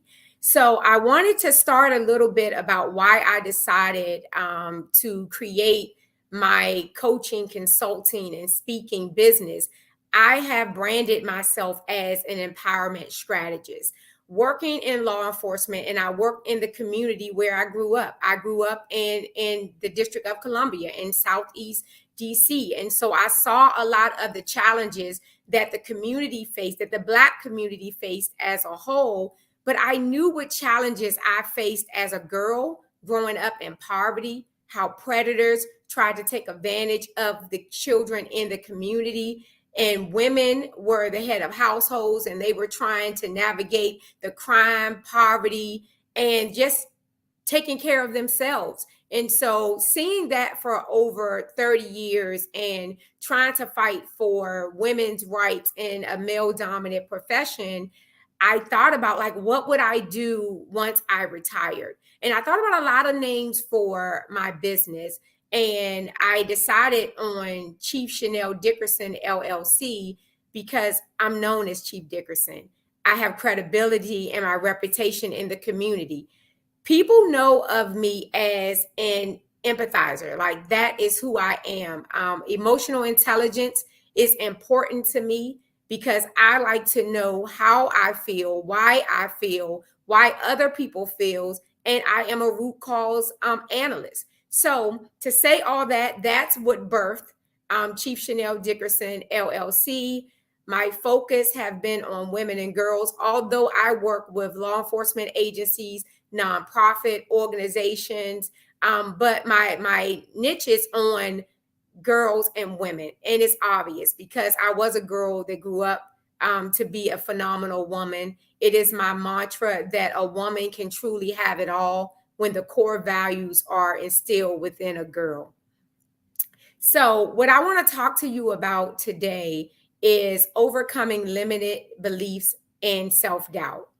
I had limited beliefs and self-doubt throughout my childhood and on into my adult life as a law enforcement officer. But what I realized that only I had the power to control my life. And people had said about me years ago that I would not be successful in life because of the community that I grew up in. But I knew that I had to decide that my past doesn't define my future. So overcoming limited beliefs and self-doubt, you have to start with the mindset. And I talk about that a lot. The mindset is very powerful. I ran a marathon in 2009. And while training for that marathon, I had done a lot of research about marathon runners and what was required. And I trained running up to 19 miles, but a marathon is 26.2 miles before I became injured. And so the constant theme that I saw was the mind. They told me that at mile 20 that my body would deplete of all of the nutrients, but if my mind was powerful and if I believed that I could, then I would. So I held on to that from 2009 all throughout my career and now into my business. So I share that with you. The mind is powerful. The body will follow the mind. If your mind say, I can, I will, I must, your body is going to step up to the task. So that's the first thing, that you have to control the thoughts in your mind. Challenge the negative self-talk. The part of our brain automatically goes to, there's a part of our brain that automatically goes to the negative self-talk, to believe, or thoughts, to believe that we cannot achieve all the things that we were destined to be. So you have to focus on the small achievements, the small wins. You have to focus on those and say, like, you break them down into manageable sections. Like if you have a goal, you break it down into manageable sections. So when you achieve a small part of it, then you celebrate, because that process, you process that in your brain that I have done something good. So you got to counter the negative talks. Also, you have to plan ahead for whatever it is that you want. Set short, mid, and long-term goals.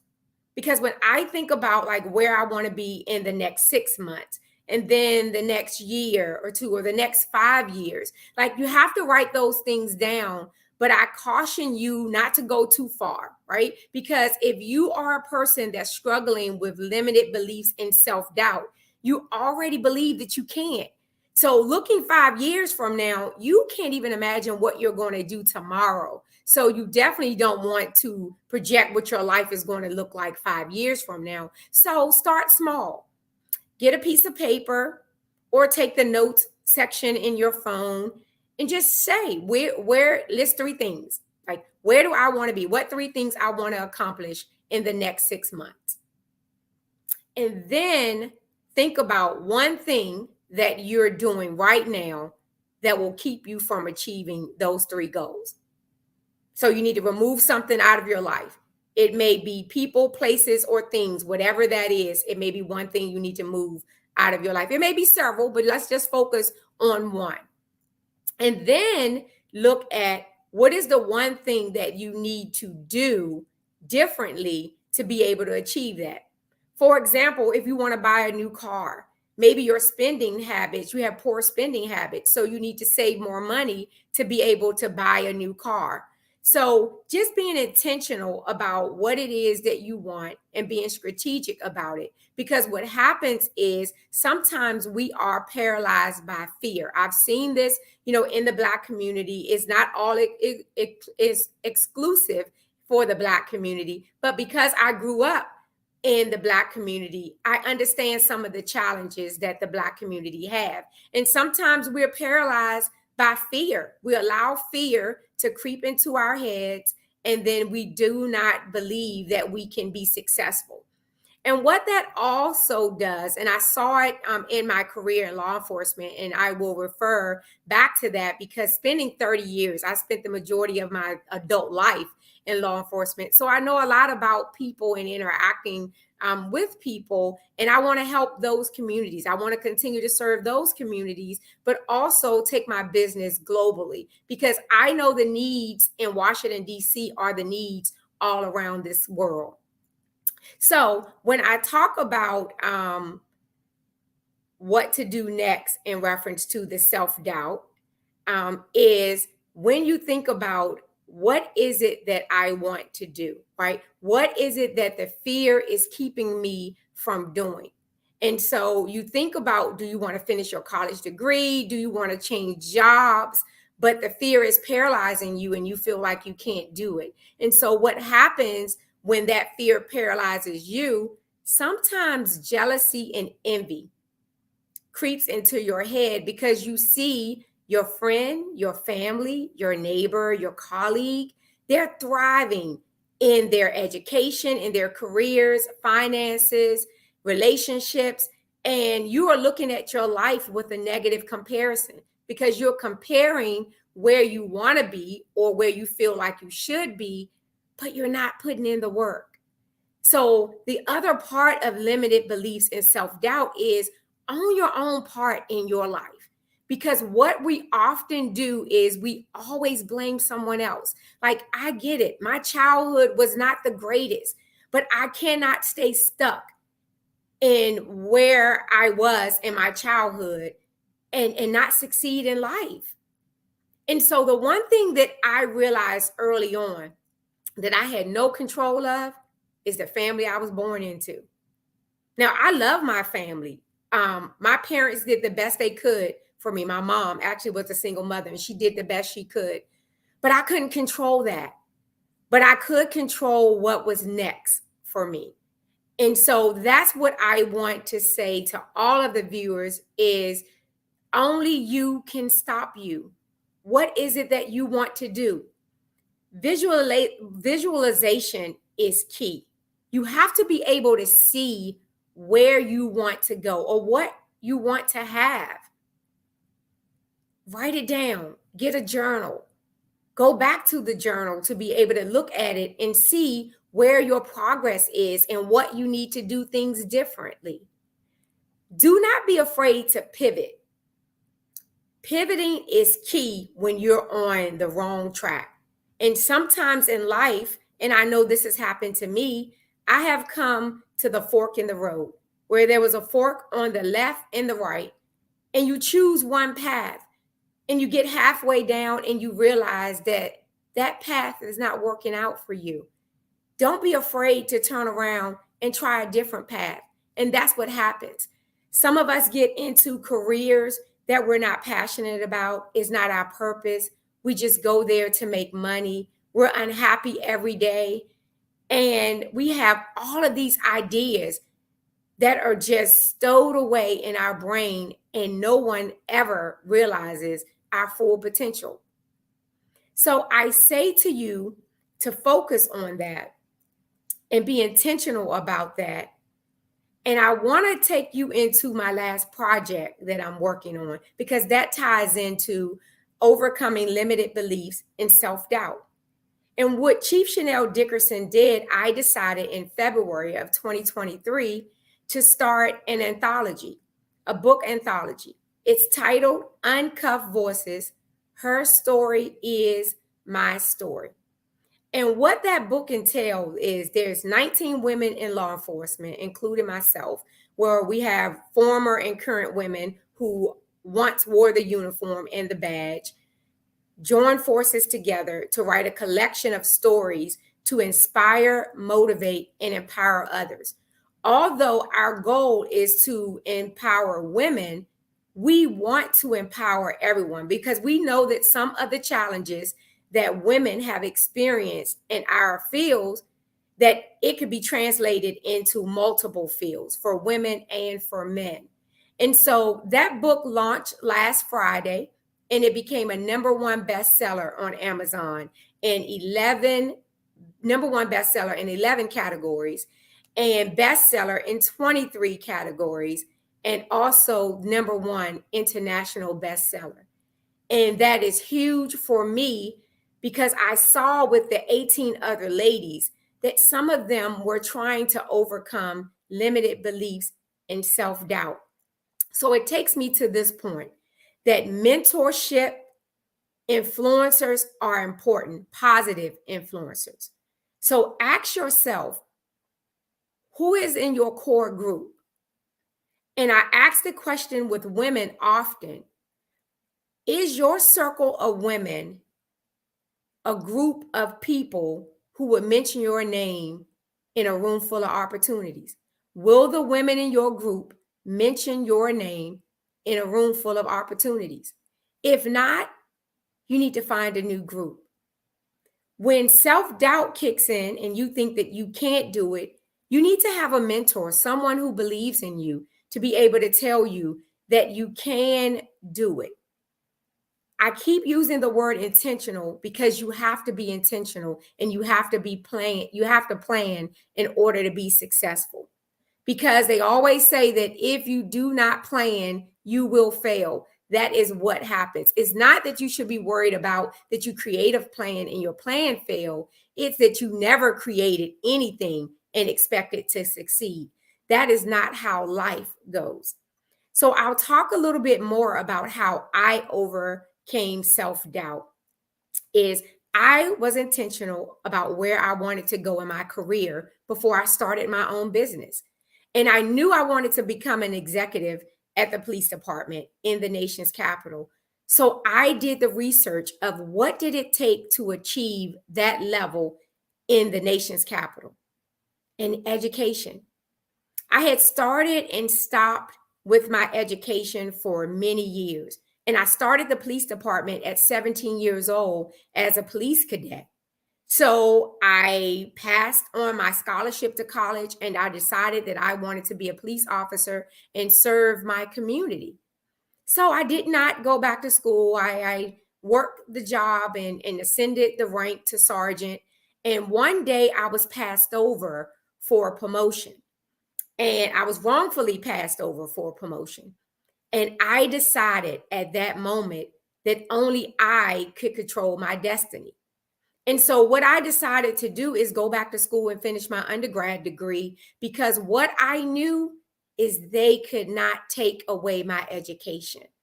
And so those were one of the tools that I used to overcome my limited beliefs and self-doubt, because I have to admit, going into a room with other people with degrees, sometimes you feel like that you don't belong.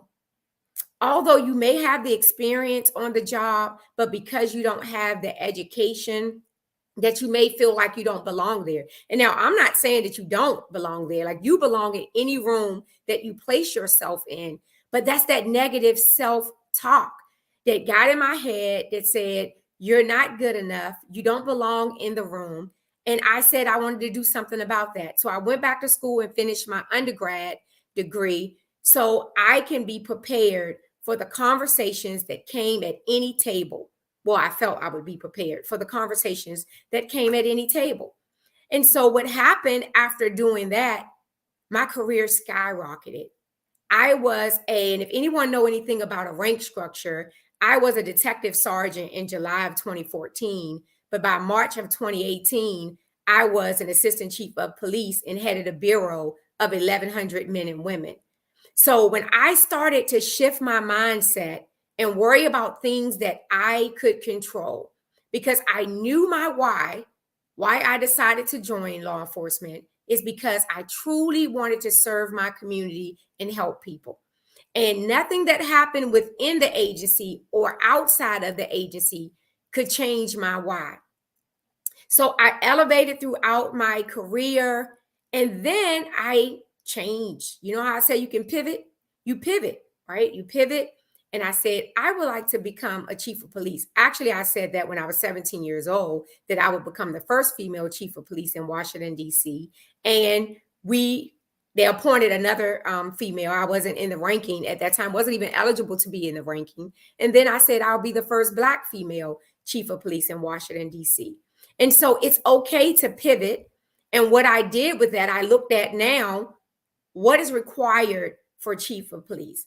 Because if someone was not going to select me, it was going to be because they just did not want to select me, not because I wasn't qualified.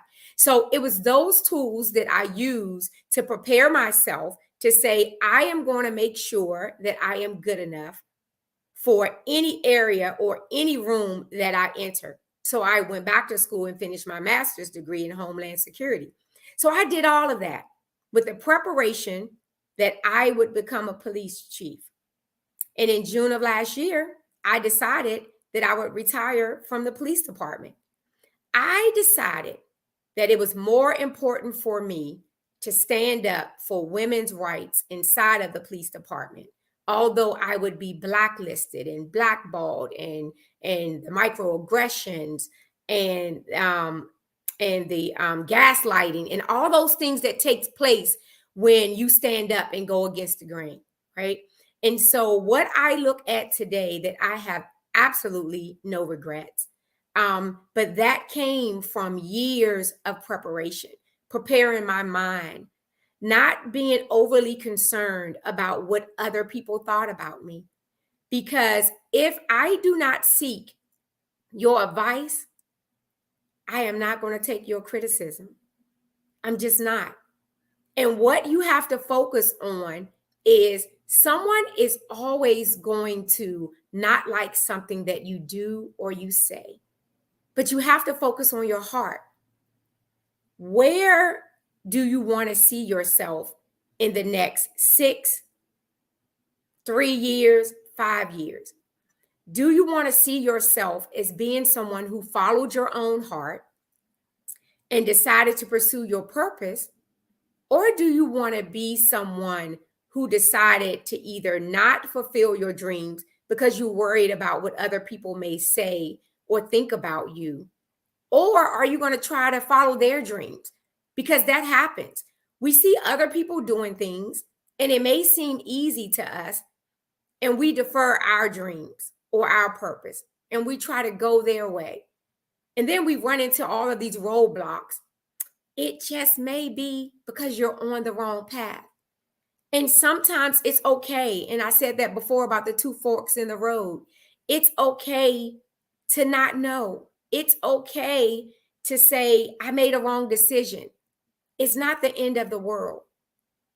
I often say to groups that I speak to is leave the meat, eat the meat and leave the bone. That's not my phrase. I didn't coin it. I don't know where it started from, but it's so appropriate for me when I show up.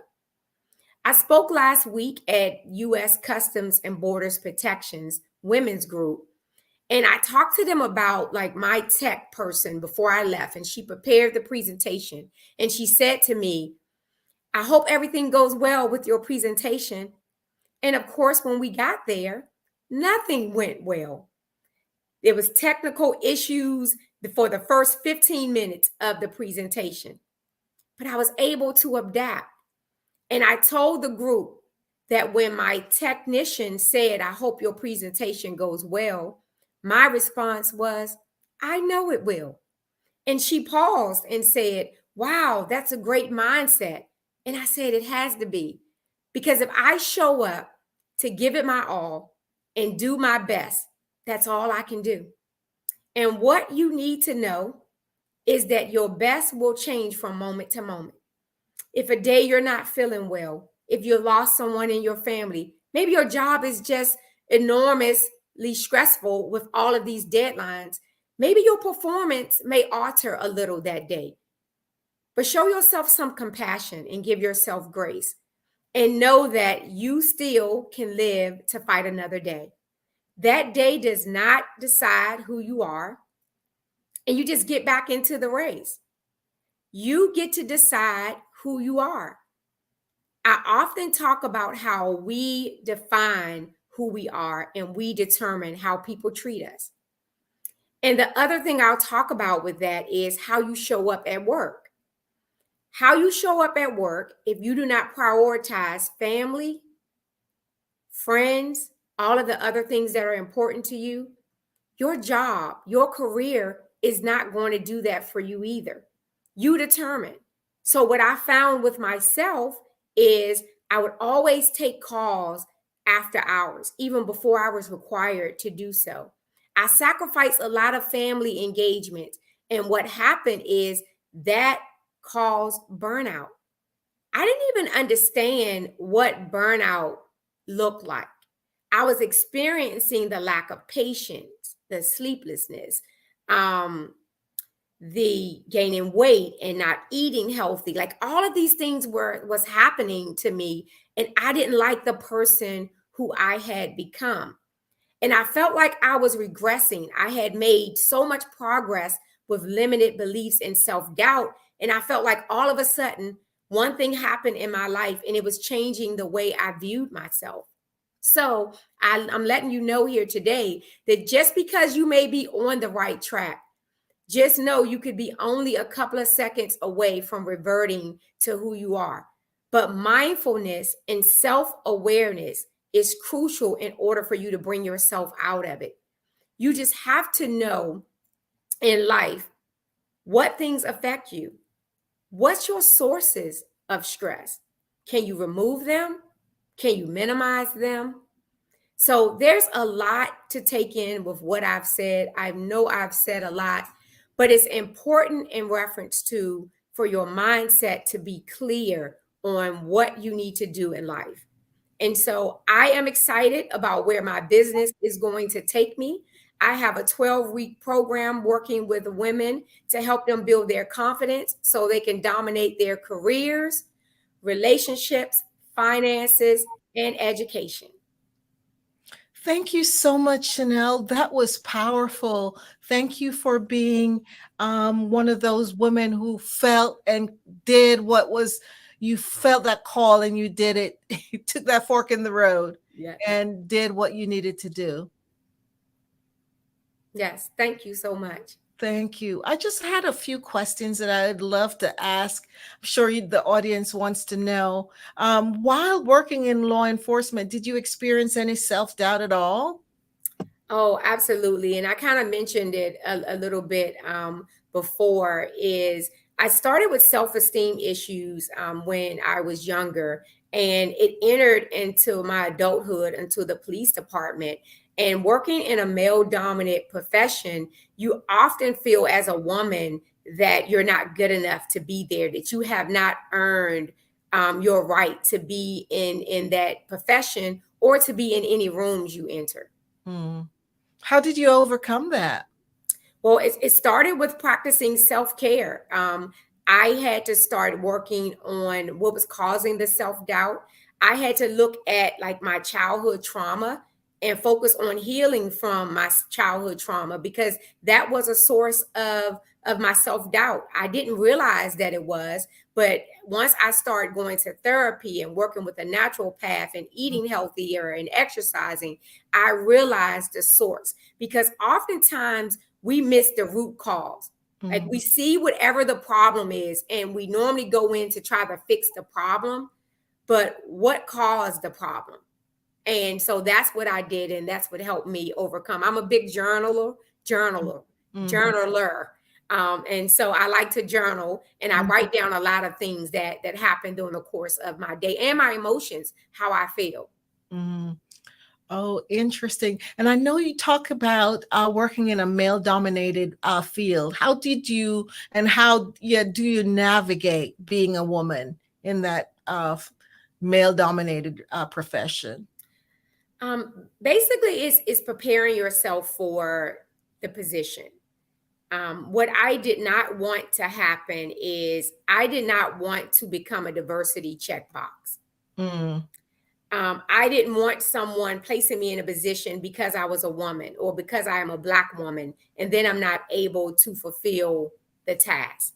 And so that's where my education came into going back to school, taking certifications, and college is not for everyone. So I'm not saying you can't succeed, although a lot of law enforcement agencies require at least 60 college credits.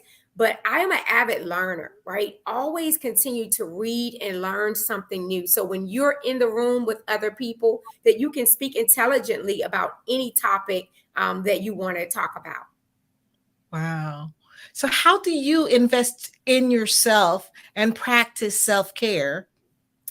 Meditation, my faith in God, that's important to me, is prayer and meditation. And I respect that everyone that I work with may not share the same beliefs that I do. So in my program, I focus on the meditation and taking time out for yourself every day, and the 15 minutes of exercise. I tell everyone to start with 15 minutes, because we all have 15 minutes that we can walk for 15 minutes. We can do some form of exercise for 15 minutes. And once you start doing that, the consistency kick in, the discipline kicks in, or because you won't always be motivated. But if you start with the 15 minutes and become consistent, at least you will be disciplined. So that's what I do. The exercise part is very important for me, because exercise is important for my mental health. And what I learned, not only in law enforcement, but just navigating through being a new business owner, of trying to figure out, like, who did I want to serve in my business? Because there have been plenty of job opportunities for me to go and work for someone else. But I decided to stay along this path and do this for me. Wow, powerful. Yes, consistently. There's a quote that says consistency compounds. So yes, when you're doing something consistently, it compounds and gets, definitely gets you to developing great habits, for sure. So where do you see your business going in the next year? Globally. I want to work with women outside of the United States. And Actually, I say that, but one of the women that I work with, she recently moved to Doha, Qatar. So she lives actually in the Middle East now. But I can say now, I guess I got to pivot again and say now I want to work with more women who are global. Yes. I noticed that you just released your first bestseller, Uncuffed Voices. What was your vision behind that? My vision was simple yet powerful, to create a platform where women and law enforcement could come together and share their stories, their real life experiences of how they navigated of being a woman in a male dominant profession, of navigating motherhood and, being a wife, a mother, someone's daughter, maybe a caregiver, and just dealing with your own trauma and trying to figure out like who you are and what you want to be or who you want to be as a woman, and navigating this space and taking care of a family. So I wanted them to be able to have a platform to be able to use their voice, because that's why it's called Uncuffed Voice. And for our logo, we have like a handcuff that's open and then a voice that's open, because you're no longer forced to be silent, that you have a right to use your voice. And so that was the main objective I was going for with that anthology. Wow. How were the women selected to write a chapter in your book? Now that you talk about the different women who participated. I know. I went to social media. Social media is key. I'm new to social media. My entire career, I never had a social media account until I retired. But I put out promotions out on social media seeking any woman in law enforcement who have ever been in law enforcement. You don't have to currently be in law enforcement, who wanted to share a story. So that's how they were selected. Oh, wow. And they just responded to that to the ad? Yes, they responded to an ad. I had a information session. So anyone who was interested could join the session, and I explained to them what the book was going to be about and what my vision was for the book. And I got 18 women, like right off the break. 18 women signed up. Wow. That's so interesting. Really cool. So what's next for Uncuffed Voices? Well, I envision Uncuffed Voices becoming a docuseries. It would be great for the 18 chapters that are in that book, that we could create a docuseries with each chapter being an episode, or perhaps a docuseries that include women all over the world who have worked in this field and just didn't share their story or didn't run across me, back in February, but have a story to tell. Powerful. Yes, that would be cool. So tell us a little more about the programs that you offer for women and girls. Okay. Thank you. Thank you so much for asking that question. Is because for girls, I have a particular focus for girls in the foster care system. Because what I learned during my time at the police department, and I started back in 2017, a missing person campaign, and it made national news. A lot of the celebrities were talking about it because a lot of Black girls were missing in Washington, D.C. So that was my campaign. And what I wanted to do then is to bring awareness that a large number or a large percentage of Black girls were being reported missing. And I wanted to make sure that they received the same level of media attention and investigation. And so what I found is girls and boys, but it's children in the foster care system are vulnerable. The predators prey on them because they feel like that no one cares about them and will not look for them. So that's what my program is now, is to build their confidence, for them to know that they are valued and they have a rightful place here. And because of whatever their home situation is like, it does not mean that they can't thrive in society. So that's what the program is for girls. It really all starts in the mind. I kept focusing on that, but I'm telling you, if your mind tell you you can't do it, you will not do anything in life. Yes, so true. The mind controls everything. Yes. So it's so important for us to think positive thoughts and translate that into actions for sure. So is your business connected with your law enforcement experience? I think it does in more ways than one. Yes. And that was part of the reason why I decided to name my business Chief Chanel Dickerson, because that was part of my brand. It's a lot of things that are happening in communities all over the country with law enforcement. So I have a responsibility to bridge that gap between law enforcement officers and the community. So that's where my consulting work comes. I have branded myself as an empowerment strategist, and it does not just talk on the consultant or focus on the consultant or the speaking. It's whatever it is that you want. If someone wants me to come into their organization to look at their policies and see if their policies promote diversity, equity, and inclusion. And so, yes, the short answer is yes, my business definitely overlaps my law enforcement career, because I noticed a lot of things that happen internally at my organization and how we showed up in the community, that I think it's important for me to be like this catalyst, if you will, to make sure that people are respected and heard in the community. Thank you so much, Chanel. Really a lot of things to offer to the community which you serve, and you're alluded to going global. So I wish you all the best. And it's such a pleasure to talk to you and get to learn more about your service. So always remember, genius is common, and I'll see you on the other side. See you on the other side. Thank you so much. Have a great day. You too.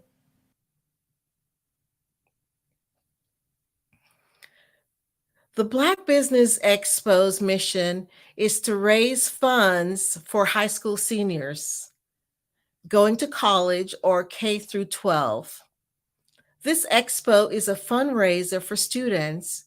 You may go to the www.blackbusinessexpousa.com to donate to the scholarship fund, or use the Cash App $BBXUSA. Our goal is to give laptops and up to $5,000 to 10 students. Students can register online at www.blackbusinessexpousa.com. Every dollar counts. So we want to remind you to donate to the scholarship fund. We want to thank our Black Business Expo USA sponsors for this month, August 2023. North Carolina 100, Moody Capital Partners, Suede Soul, Lotus Ritchie, Coaching and Training, Carolina, Virginia Minority Supplier Development Council, Step Management, BHS and Associates, Margie McLean Foundation, Genius is Common, Earth Essentials, Melaine Shani Global, Executive Women Success Institute, the Quality Coaching Company, Superwoman Business, Creative Force Studio, Lee Entertainment, Artistic App Design, and the Black Business Expo USA. Genius is Common, and I'll see you on the other side.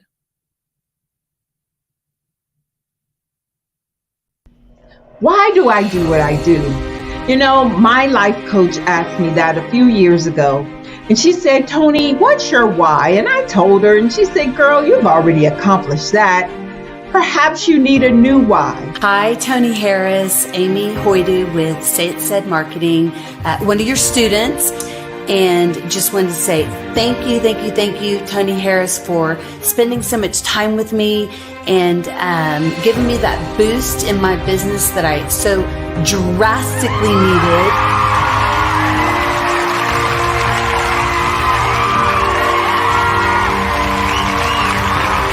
My why is to touch, move, and inspire my clients to take drastic steps to be better than they were before they met me. I'm a resource, I'm a connector. I want to help people build deeper relationships that are beneficial to their life and business. That's what I do best. So, first thing you got to do is show up. And speaking is a way to magnetically attract your ideal client to you. How many of you use social media that way? Absolutely. And this is how you look to the world. Drastic steps are the steps that are needed to be successful. And my business is drastic denotes a mindset. Getting out of your comfort zone. Doing something that you don't necessarily feel comfortable doing, want to do, but you know it's a necessary step to be successful in your business. I get the most satisfaction when I see my connections flourishing into relationships long after I am gone. Hi, my name is Jasmine Augustine with Media Jasmine, and I've joined several networking and referral groups in the area. And Network in Action Northeast Houston with Tony Harris Taylor is one of the best organizations that I've joined. I love that piece of what I do, and it is what fuels my fire.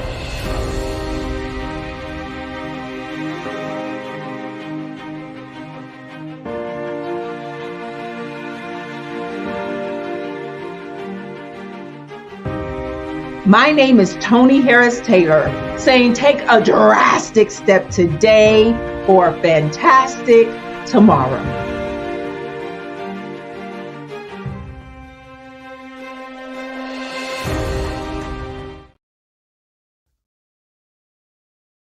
Follow the Brand TV broadcast host, Grant McGaugh, as he visits with top executives and entrepreneurs to find out their secrets of success with their personal brand. Follow the Brand TV broadcast host as he focuses on brand development to build better relationships, bring value to your business, relationships, and career. You will enjoy listening to each episode that is tailored to speak to you directly. If you're looking for this type of clarity in terms of building your brand, you have tuned into the right station. Each episode will help you to shape a conversation in the 5-star BDM network of 20,000 professionals and become a springboard for your corporate engagement and business opportunities. Each guest will frame their story in the areas of personal branding, business development, career development, financial empowerment, and technology innovation.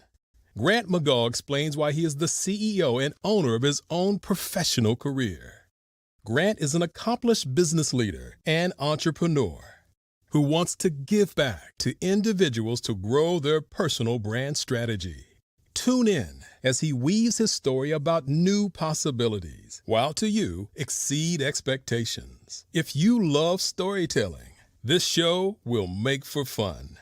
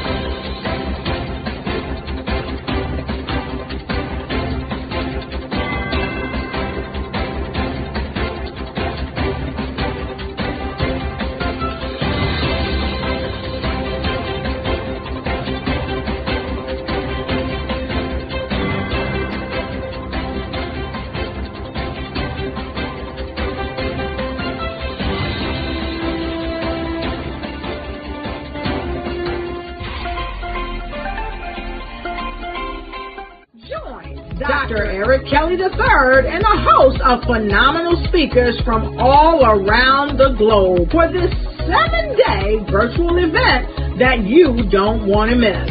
The mission of the Black Business Expo is to raise scholarship money from kids all the way from high school, all the way from college. The Black Business Olympics is one of the largest Black business showcases in the world. It is an opportunity for businesses and companies to showcase their businesses globally. We are going to be giving away laptops up to $5,000 away to students.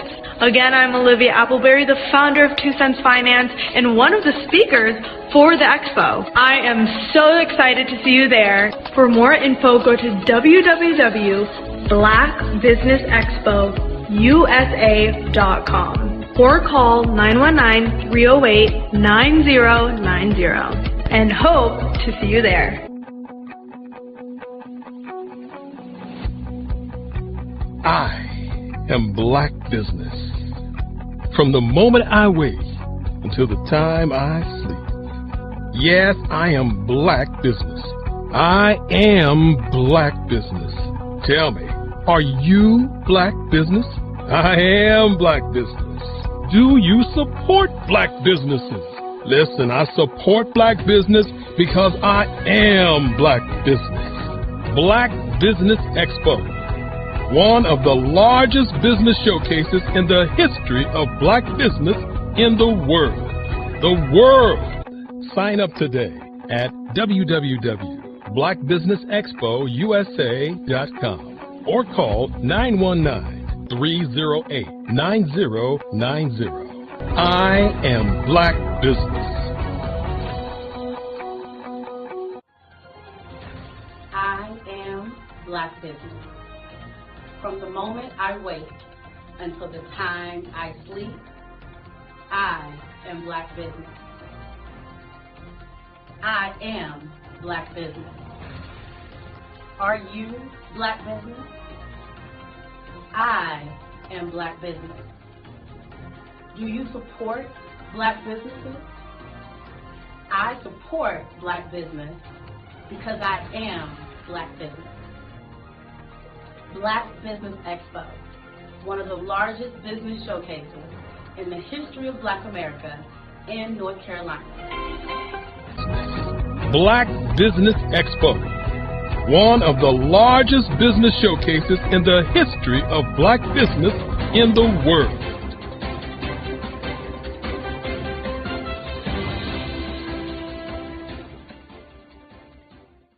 Over the past few years, we've seen the growth of existing and new initiatives focused on financial inclusion, building global networks, and reducing the wealth gap in response to the idea there's not enough seats at the table.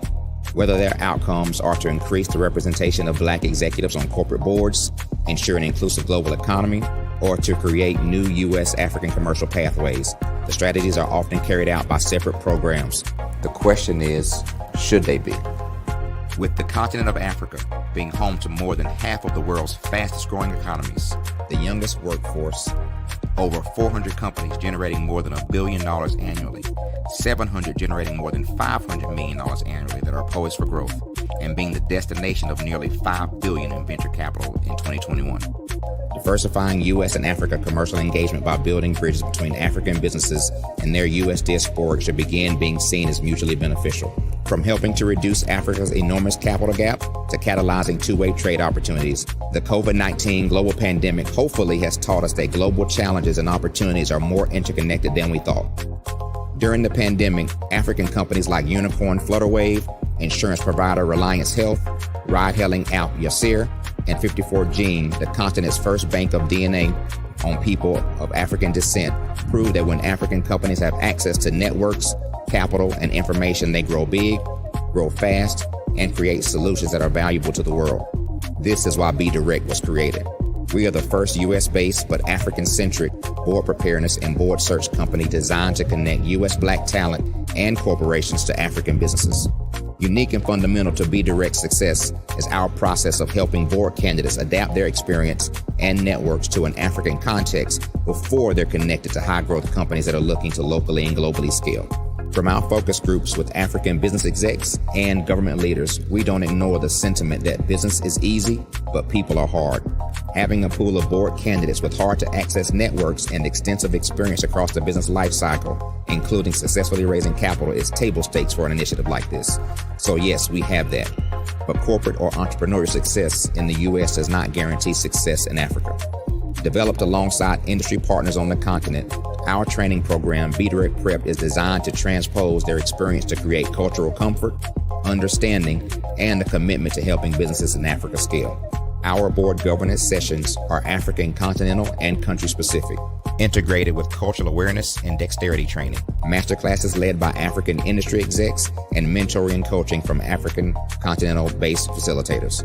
But even more unique to Be Direct Prep, we cap off our training program with an immersion trip to help candidates that have not been to Africa before see and feel Africa's complexity and opportunity from African soil.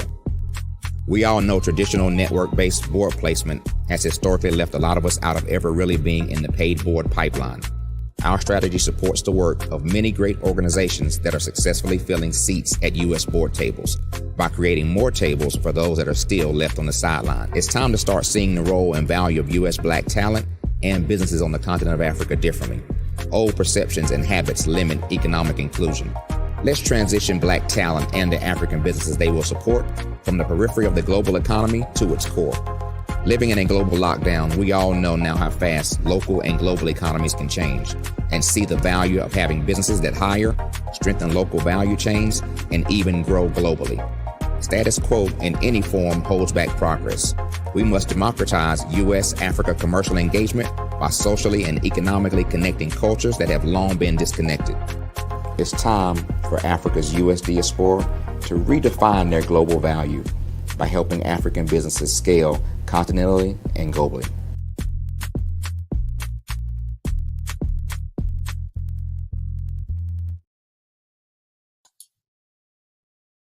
Hi, I'm Barbara Smith.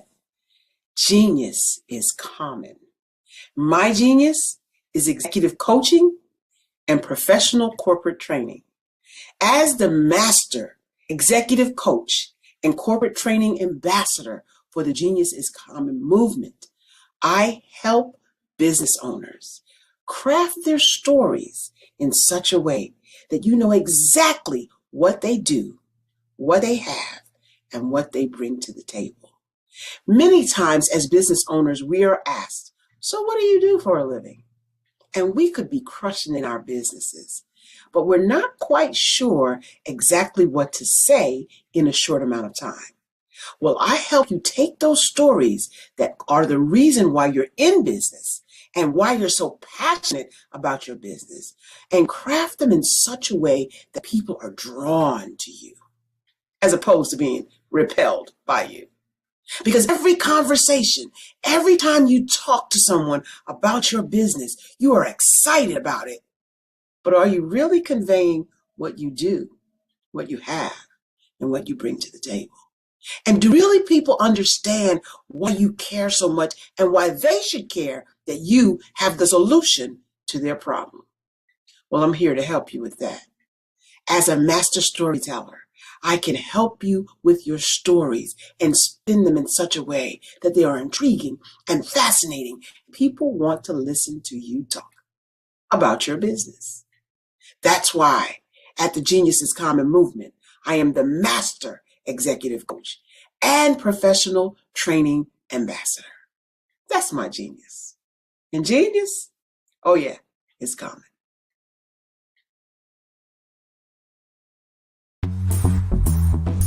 Attention all entrepreneurs and companies. Are you looking for reliable and efficient virtual assistants and back office support to help you manage your business tasks? Look no further than Superwoman Business Services.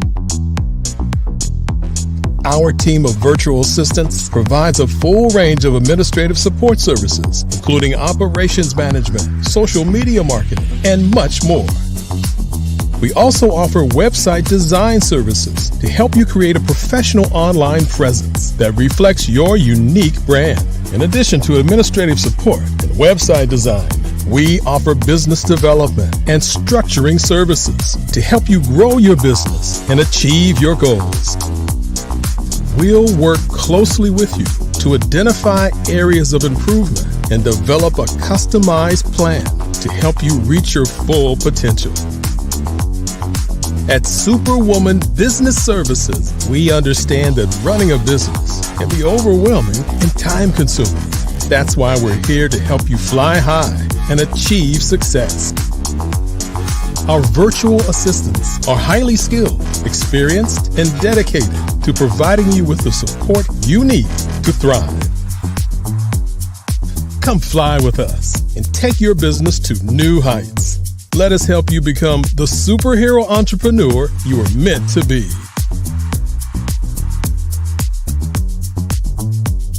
Contact Superwoman Business Services today to learn more about our back office support services. Come fly with us and take your business to new heights.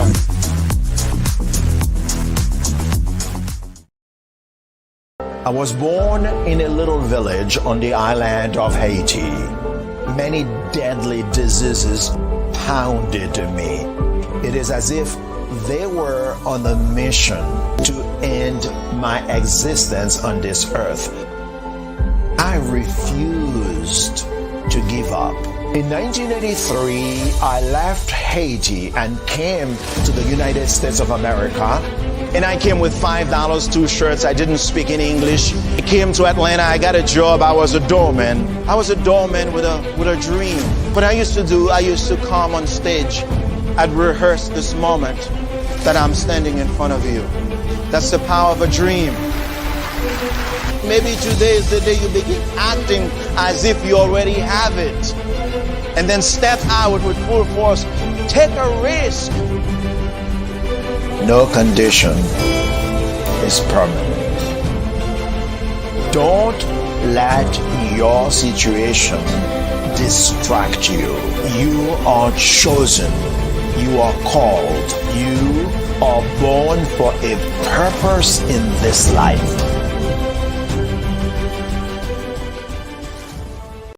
Hey, it's your girl Colette V. Smith. The V is for victory.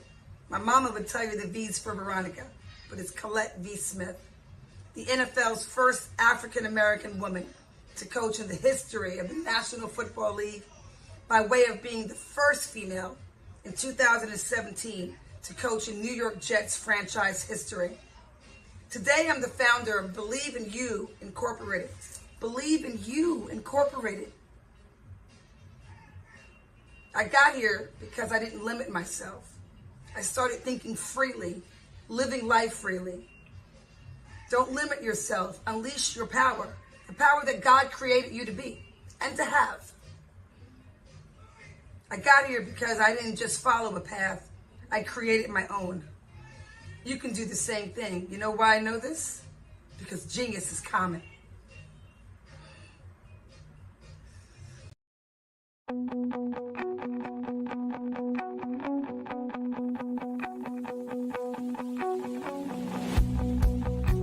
I am Black business. From the moment I wake until the time I sleep. Yes, I am Black business. I am Black business. Tell me, are you Black business? I am Black business. Do you support Black businesses? Listen, I support Black business because I am Black business. Black Business Expo, one of the largest business showcases in the history of Black business in the world. The world! Sign up today at www.blackbusinessexpousa.com or call 919-308-9090. I am Black business.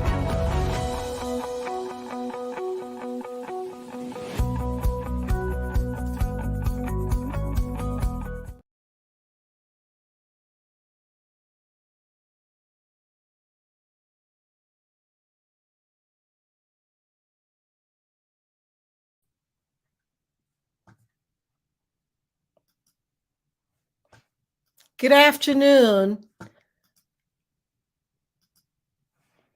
business owners, entrepreneurs, thought leaders, and corporations.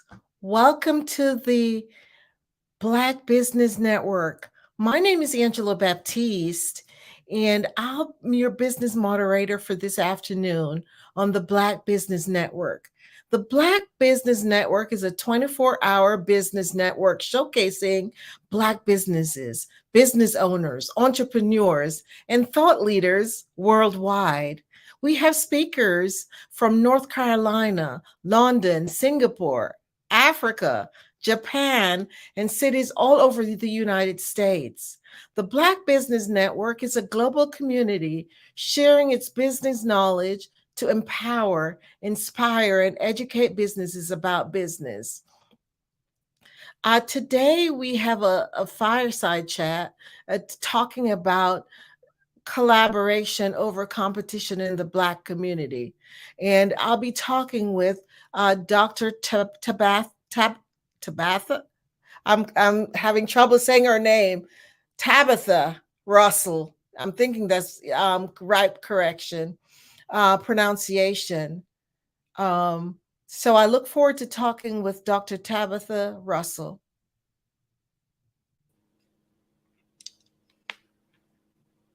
Dr. Tabitha, welcome to our show today. Thank you so much for having me on today. It's such a pleasure. And I look forward to talking with you. So tell me a little bit about what you do. Okay. My name, again, is Dr. Tabitha Russell. I am the CEO and founder of Inside Inspired Women, which is the home of Breakthrough Millionaires. So I help women determine what it is that they want to do through their purpose, as well as I help them to expand on one idea, excuse me, and take it and make multiple streams of income out of it. Wow, I see you're losing your voice. Are you okay? Yes, ma'am, I'm fine. Thank you. Okay. Okay, so what led you to get involved in that type of business?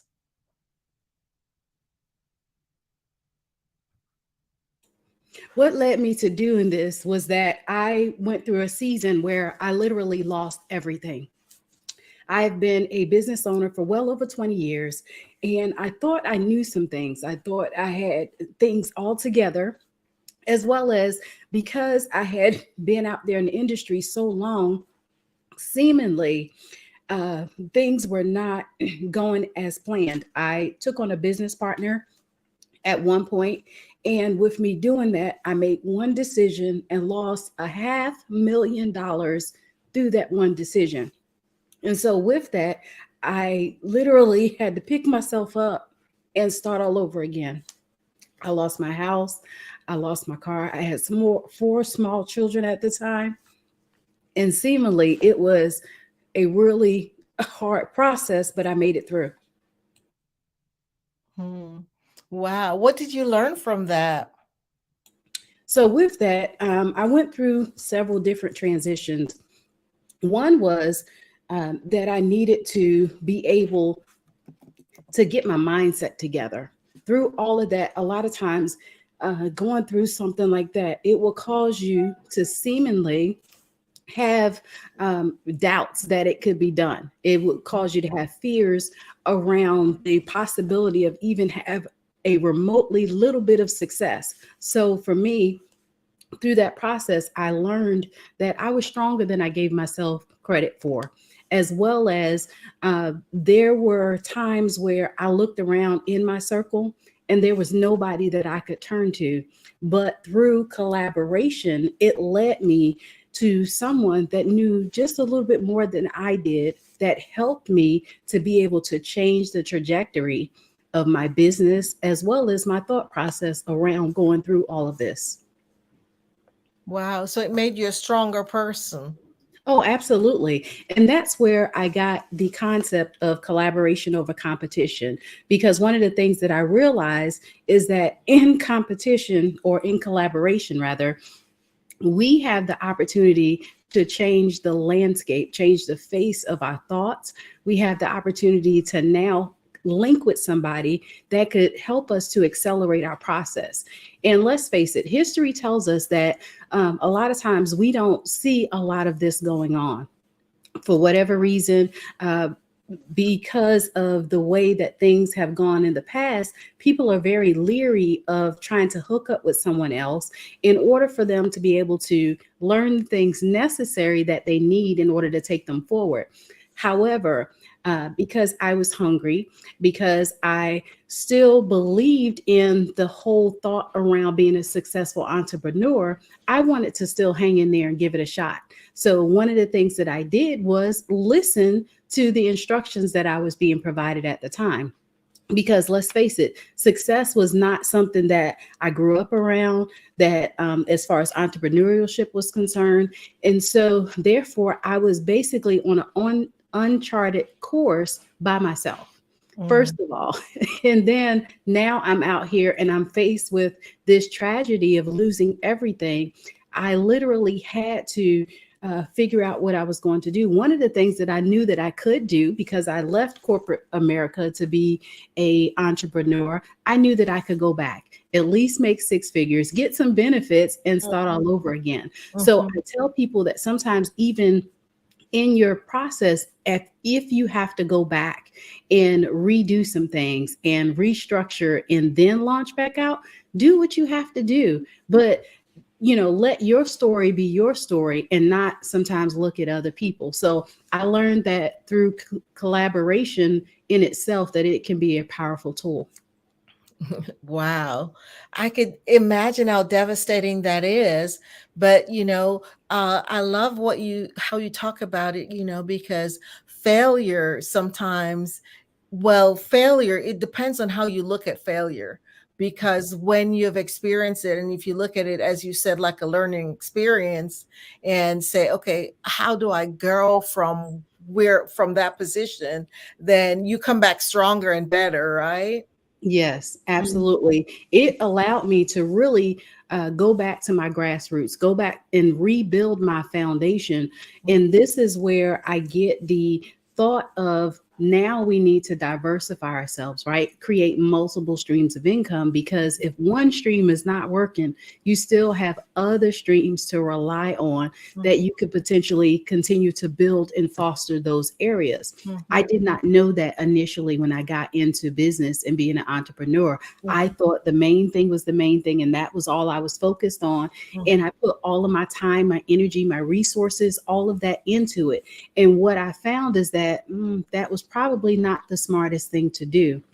So through my lessons, through my experience, am I now able to help others fortify themselves in such a way to where if something happens, let's face it, we just went through a major pandemic, everything shut down, all of that. And I don't think that I would have ever thought that the world would stop for a period of time in my lifetime, right? In my lifetime. And so when that happened, we saw large corporations close their doors. We saw mom and pop shops close their doors.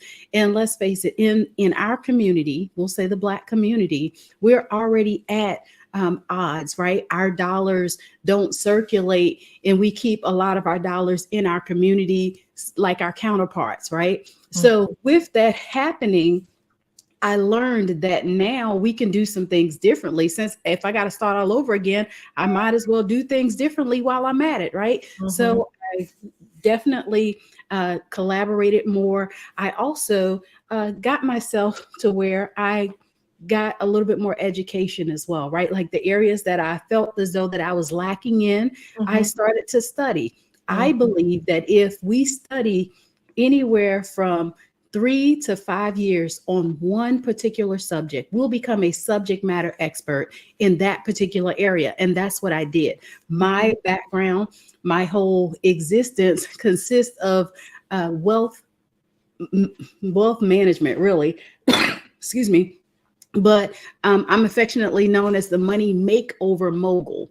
And so I love it. Say that again. The money makeover mogul. Yes, money. Wow.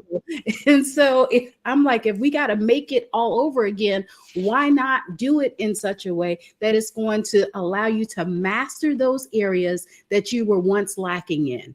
And so as you continue to master these areas, you can rightfully say now that I kind of got it together a little bit, right? Like I know a little something, but you put in the work first before you get the title. And so that's what I've learned through this whole process, is that I just didn't get here. here. I had to put the work in. I had to go through some things. I had to rebuild myself. And now I can help others to rebuild themselves and fortify themselves in such a way to where if something happens, okay, that was that. Now let's continue to move on because we still have more in our basket that we can work with. Wow. Powerful stuff. Yes. You know, I think it's Tony Robbins who says it's not what happens to you. And, you know, not thinking about, okay, it's happening to me, but it's happening for me. That's and right. it looks like that's exactly what you did. You said, well, this happened. I'm not going to let it deter me from, you know, from even after I've reset and start all over again. And so that was really, wow, amazing, powerful stuff. So yes. So who would you say is your ideal client? So my ideal clients are, I would say, I call them business savvy women who are looking to either start their business or expand on their business. Now, quite often, I will say all of us have a purpose. And whatever our purpose is, we have a tendency to be innately good at that. And so whatever that is, we take that concept and now we build upon it. But we just don't go out there and say, ooh, that looks good and that looks good too. No, we start with one idea, one concept, and then we build on it. So I take them through a process of determining what that is, first of all, and then making sure that we can set it up for success. So walk me through what the first session would look like. Okay, so basically, I like to start with the vision of why it is that you want to do this particular type of business. And a lot of people say, well, I have a vision. Okay, so tell me about this vision. And as we continue to unfold it, does it involve self-care? Does it involve community? Does it involve expansion? Does it involve creating a legacy around whatever that business is? Because let's face it, a lot of us say that we want to be in business. However, we're more concerned about the money that we can make from the business as opposed to doing and committing a service and or either a product that brings value to the marketplace. And so because sometimes people are so enamored by the money that they can potentially make in that business, I take them back and say that money becomes a backseat. I had the privilege of writing a book. I divorced my money and married my mindset. And so the reason why I wrote that book, the reason why I wrote that book is that people see the bright, shiny object in the room. They see the money first. However, money is only a byproduct of you being able to give good products and services to those that you serve. So if we now set our vision up to where we serve people first, that money has no other choice but to be attracted to you because people will pay you for good service. And I always say, imagine this.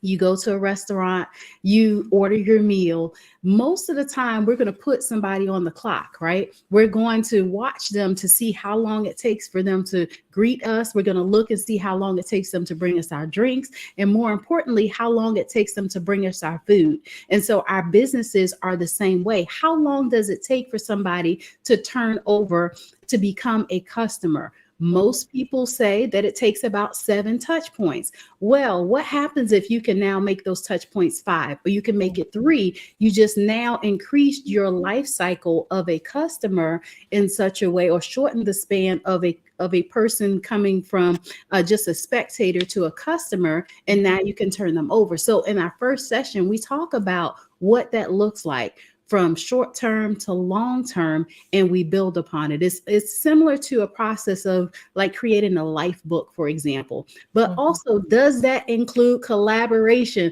Like our network is our net worth, is what I tell everybody. And so collaboration has to be a part of that vision process. And so all of that is in our first session. Oh, powerful. Awesome. So what would you say are maybe the top issues your clients are facing when they come to see you? So most of the time it is, how do they get started? What it is that they need to do as far as creating sometimes the visibility for them to be able to get out there, like their marketing strategy, as well as the other thing that I see is really having capital. A lot of times people feel like that they have to have thousands of dollars a lot of times for them to be able to get into business. Now, granted, I'm not saying that that's not the case. However, every business model should not technically be that way.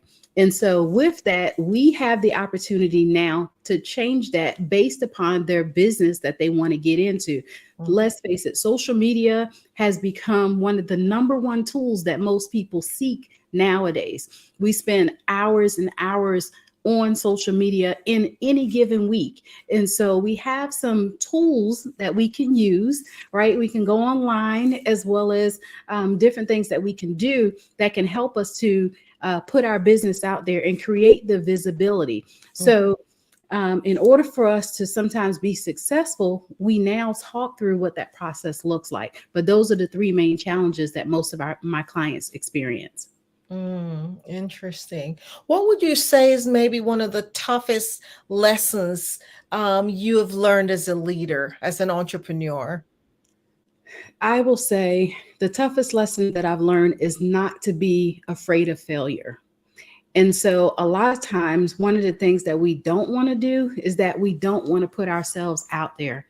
And I've learned through this whole process that if people cannot see you, if people cannot know, like, and trust you, they will not do business with you because they don't know you have a business. And so having a level of transparency, having a level of where you don't mind taking people on the journey with you has really been one of those things that I've embraced. And so I have literally fallen flat on my face, sometimes more times than I would care to count.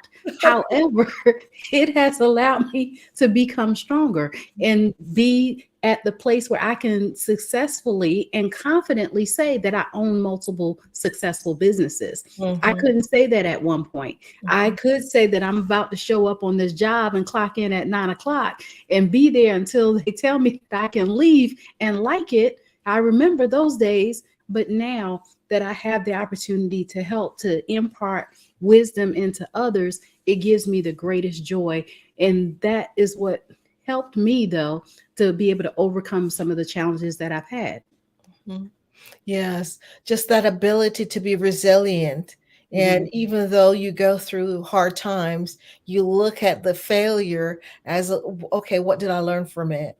And grow from that, and being intentional. Those are some of the things I just heard you talk about, which is so important for us as entrepreneurs. You know, yes, we will fall, but that's not what's going to get us.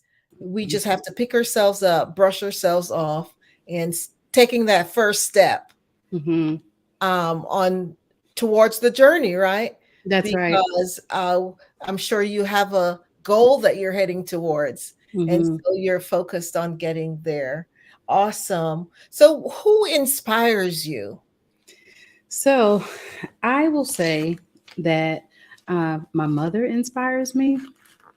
It wasn't really until I gotten older that I learned how much she really enforced the way that I think. I would say that when I was younger, I didn't realize that we were less fortunate and we were without. When I was growing up, I had the opportunity to go to some very nice high schools, I will say. I had the opportunity to go to college, even though we were poor, even though we were without. But my mom worked so hard to provide for us to where it wasn't until I got older that I really start to appreciate that. And when I look at her today, that she's such a great money manager, that it warms my heart.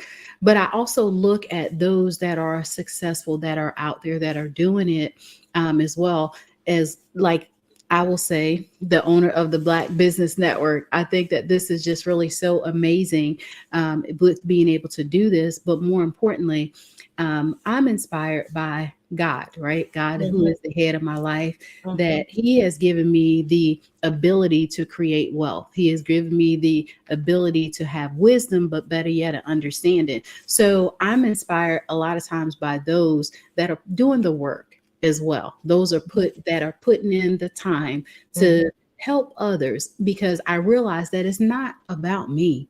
It's not about me, my children, my husband. It's not about any of that. It is how I can help others to get to where it is that they can get to. That is what inspires me even the more, because I realize just being able to see that transition in most people is worth it all. Yes. I'm just reading this book called Dare to Serve, and it's a Okay. powerful book about, you mentioned about serving others, and Mhm. that's what our purpose is. And as entrepreneurs, when we really focus on serving those that we're wanting, it's such a big difference, because as you mentioned again about people want to do business with people who they like and care, know, like, and care for them, right? And who they could trust. That's who they want to do business with. So what book are you reading? I'd love to hear what book you're reading. So currently I'm reading The 7 Money Rules for Life. It's by Mary Hunt. And I have, even from the first chapter, had the opportunity to get some good information from that, as well as I've been rereading another book that I just wrote. It's called Go F Yourself. But more, more importantly, is it out? Is it published? Yes, it's on Amazon under Dr. Tabitha Russell. But it's the premise of the book is finding faith, fortune, and fulfillment. And the reason why I wrote that book is that a lot of times we're still missing it. Like, there's still some key components, some small nuggets, some small tweaks that we can do even in our own lives, where we can get to that fulfillment, that place that we say, okay, I'm good. I've really arrived. I'm helping people. I fortified my finances and all of that. But a lot of times I'll read several books at a time as well. That's me too. Someone was asking me, because someone asked me that question, and I said, wow, I'm reading 3 books, because, as a coach, I have to be reading what my clients are reading. That's right. And then, I'm reading for myself as well. They were dying laughing. They're like, how do you do that? I'm That's like, right. I do it. I do. I'll have one down here. I have one in the car, and then I have one that's my travel book. So it just really depends. I know, if you love reading. I mean, I don't know if this has happened to you before, but you have an audiobook, right? And Yes. you get to the garage and you sit there for a little bit until at least you get to the end of the chapter. Has that Yes. happened to you before? Yes, it has, for sure, because I believe in every day. One of my things that I do is I get up and I listen to something motivational every day after I do my devotional, after I journal just a little bit. I will read something that is motivating, so that way I get to set the course of my day. The tone, And yeah. I believe in doing that. When I don't do that, sometimes I feel a little off, right? But yeah, I'll listen to sometimes a couple of different audiobooks as well. Yes, I'm right there with you, because Yes. I'm telling you, I just love reading myself, and even listening to audiobooks for sure. I even have an app where, even when I'm going to bed, I turn it on, so that just relaxes me and keeps me, as you say, in that kind of mode to set Yes. your tone for your night, your day. That's right. So yes. So That's what right. gives your life meaning? What gives you your life meaning? I will say being able to create my own legacy, meaning that I heard it said some time ago that the average person on their tombstone, they'll have a date which they were born, and then there's a date at which they transition. And that time in between is all the time that we have that we can make a difference. That And dash, huh? yes, that dash is everything. And so I get the opportunity to give meaning to what that dash means. I'm almost getting a little choked up here. Just the opportunity, though, to write my own legacy, to create an opportunity that my children will be proud, my grandchildren will be proud, saying, that was Gigi, that was mom, that she did something that made a difference in the world. First, I became a lifelong learner. I have 3 doctorate degrees. And so I kind of like learning just a little bit, but more importantly, Don't you? more importantly, I believe though that we should be constantly learning. Constantly learning. Yes, And as because growth doesn't happen by chance. it does not at all. And so if we want to say that we give that dash meaning, we've got to do something that makes it notable, make it credible. Let's face it, people are going to know you for something, but you get the opportunity to say what that something is. And for me, I'm like, I want them to know that there are endless possibilities for you to walk in greatness, for you to follow your purpose, and for you to change the trajectory of what things look like for the next generation. I realized recently that in order for us to really change one habit, it almost has to cycle through 1 to 2 generations in order for it to take a hold. So in order for that to, because I'm a financial coach, right? So for me, for the behaviors that I see that comes along with the limitations sometimes with people in their relationship to money, is that we've got to start it now. Like it starts with us. And when we're raising our children, we can impart that into them. But unless it really takes hold, will it even reach their children? And so sometimes we have to go through those at least 2 to 3 cycles, meaning different generations, in order for it to change. So that's kind of where I get a lot of that from. Wow, you went really deep, Dr. Tabitha, because you think about it, you're talking about not success, but you're talking about significance and what the importance of leaving that legacy, so that your name will be remembered for decades to come, that's just so wow. That's goosebump moment, when you talk about that stuff, because it's so important what we do with our life each and every day. Just being, I say that word again, intentional with our lives, and creating that life of significance. That's right. Believe it or not, being intentional has been the word for me this year. I am getting ready to embark on a summit that I'm doing. Matter of fact, this weekend, August 26th, it's called Powerful on Purpose. And when the Lord gave me the vision to do that, he said, first of all, build a table and they will come. He also said to be intentional about everything that you do. And the summit in itself is twofold. A lot of times we'll do a summit and it's empowerment, it's inspiration, or come out and hear another word. Well, no, I'm bringing some to the stage that have a story to tell that others need to hear, as well as those that are in the audience will receive what it was that they came there to get. So now you have the two sides connecting. This is where that collaboration over competition is really in action. But more importantly, being intentional about everything down to the last detail is how I believe that we're supposed to put this all together, how we're supposed to live, right?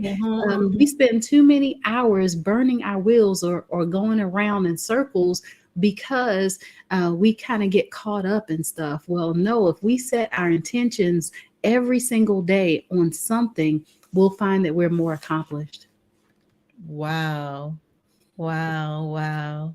So what verb would you say best describe you? You can think about it for a minute. Well, I was pretty much thinking about it. In some ways, I would say action taker. In other ways, somebody might say risk taker, right? I'm one of those. Yeah, I'm one of those that put me out there. Let me go, coach, tag me in, we're going to figure it out on the fly and we're going to keep it moving. But I've also learned over the years that even in my action taken and my risk taken, that the two intersect and it comes together and it blooms this beautiful thing, right? I wasn't always there because I walked in fear sometimes of the unknown. But now being an action taker has allowed me to overcome those fears, right? Like, how do we know true success if all we've seen was failure, if we hadn't seen failure? So I've learned how to put the two together. And in my action taking, faith without works is dead, right? So why not take action and find out how far you can go and how successful you can become through taking action? I think I know the answer to this question already, but what would you do if, say, for example, no one needed what you're offering? What would you do? What are some of the next choices you would do? So I would definitely help people with publishing. We just so happen to have Legacy Pioneers Publishing. That's a part of our umbrella. But I really love the opportunity to help people to share their story. This is how we create a legacy, is that you can put things now on paper that becomes immortal, right? Like, you put your works out there that people will be able to read it for generations to come. So I would definitely probably focus in that a little bit more if I didn't help people with wealth empowerment. Okay. I think that's needed anyway, so I don't think you'll have to even think about that option, but just wanted to see what other, and I'm interested in the publishing. So tell us, the audience, more about the publishing aspect of your business. Yes. So Legacy Pioneers is the publishing side of the house. When I got out and started writing books, there was a lot that I discovered within myself, that there's a process to being able to write a book, but it's not as hard as what people think that it is. So as we are writing or helping them to craft their story, we help them with every aspect of it. We just don't say, go write this stuff, put it down on paper, and then we'll meet. No, we meet with you from the beginning. We try to find out what it is that your vision is, what the name of it is. We help with doing your cover. We help with editing. We help with getting it published and online. So throughout the whole process, we help them to be able to bring their story to life. So we just don't put you out there, say, fill in the blanks and then let's go. No, we even help with some ghost writing if necessary. So from start to finish, we're involved in the process, and we meet with all of the clients probably anywhere from 4 to 6 times, depending upon where they are in the process. Okay. So why do you believe it is important for individuals who are struggling possibly, or, having issues, especially in your field, wealth management? Why do you believe they need to have a coach? So I tell everybody that you are the best version of yourself today by yourself without any help. So now if you collaborate and you get a coach, because coaching is collaboration, whether we want to take it on or not, it is. That is somebody that can walk alongside with you and now bring your vision to life. I believe that it is hugely important, because when you link up with somebody that knows a little bit more than you, let's say, for example, your process takes you 5 years to become successful. Well, working with a coach could potentially cut down and make you more successful, let's say in 3 years or a year for that matter. It really does take the learning curve out of it and allows you to be able to cut out some of the fluffs, cut out some of the learning curve that comes along with creating wealth, or we'll say entrepreneurship as well. Yes. So tell us, what do you have in the works? I have a lot going on. I am getting ready to have my own show on the Bold Brave TV network here really soon, in the next, I would say 30 to 60 days. Where's that? It's going to be on the Bold and Brave TV network. I will have my own show that I'll be doing. That's next.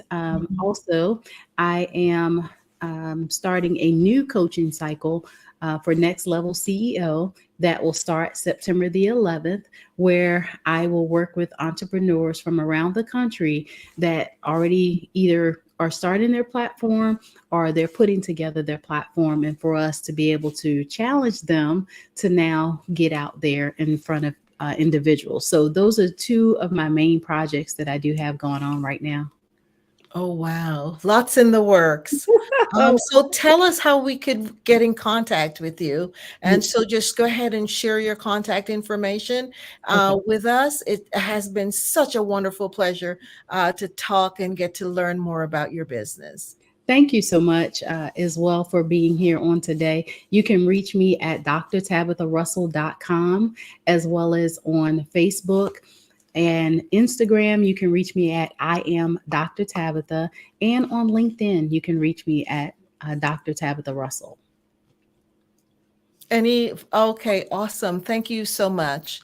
Have a good rest of your evening. Genius is common. Thank I'll you. see you on the other side. Thank you so much.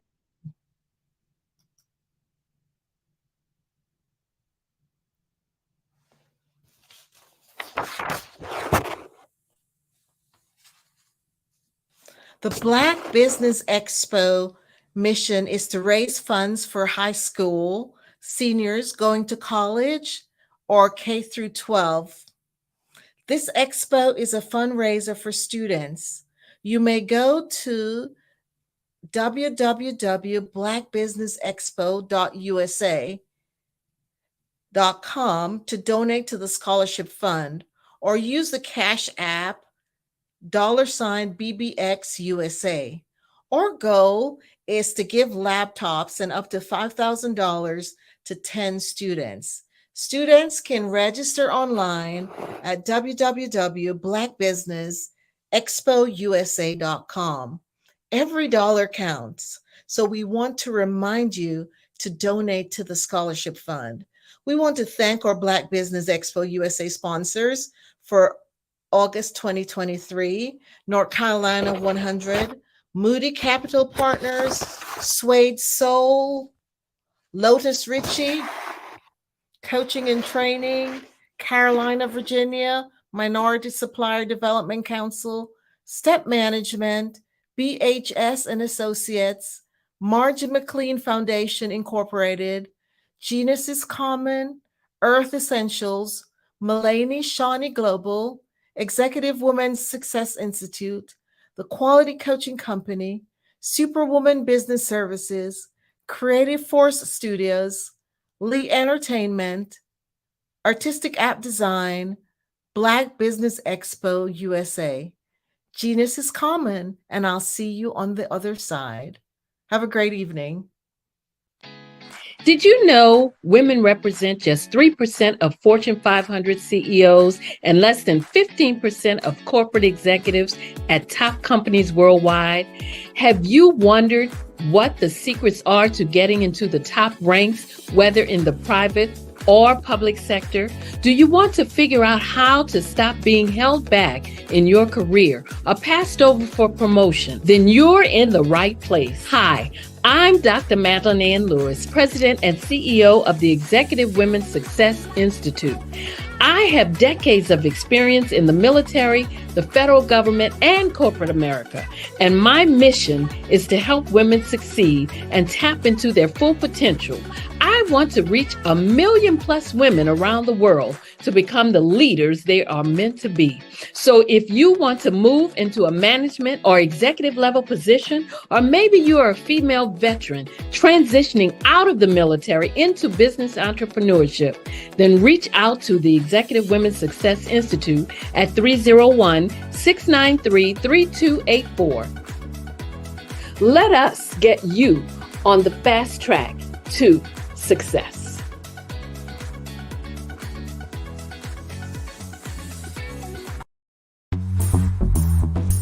Attention all entrepreneurs and companies. Are you looking for reliable and efficient virtual assistants and back office support to help you manage your business tasks? Look no further than Superwoman Business Services. Our team of virtual assistants provides a full range of administrative support services, including operations management, social media marketing, and much more.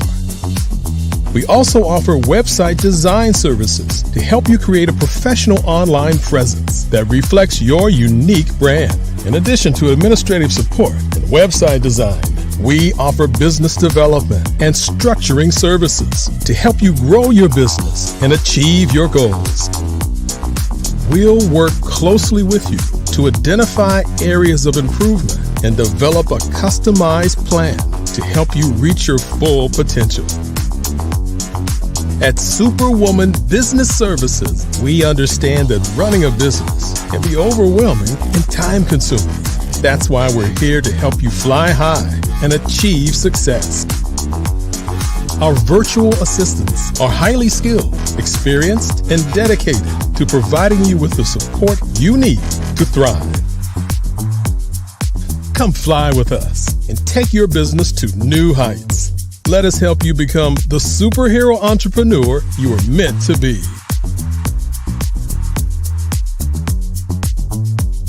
Contact Superwoman Business Services today to learn more about our back office support services.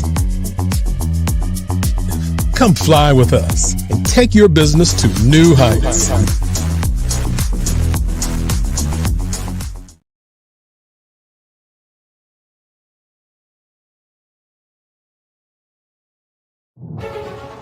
In the heart of America, there are dreams waiting to be realized. Dreams of owning a home, creating a haven for families, and building a future.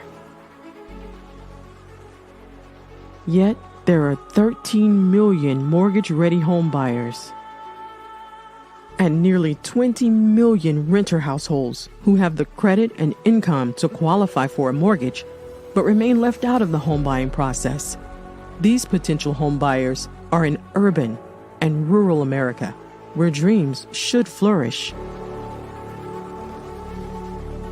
The big banks, the giants of finance, have all exited the mortgage lending business, decreasing their lending footprints across America. They are no longer present and active in these communities. Instead of offering opportunities for home ownership, some of these banks have chosen a different path. They have decided to become mega landlords.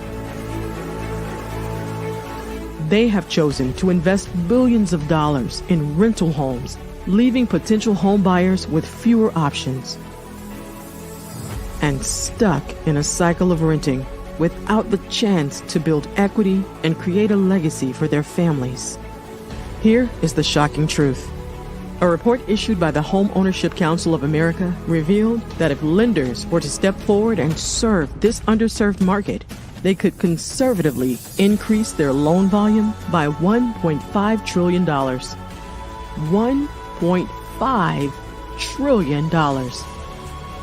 This is $1 trillion business opportunity, ripe for the taking.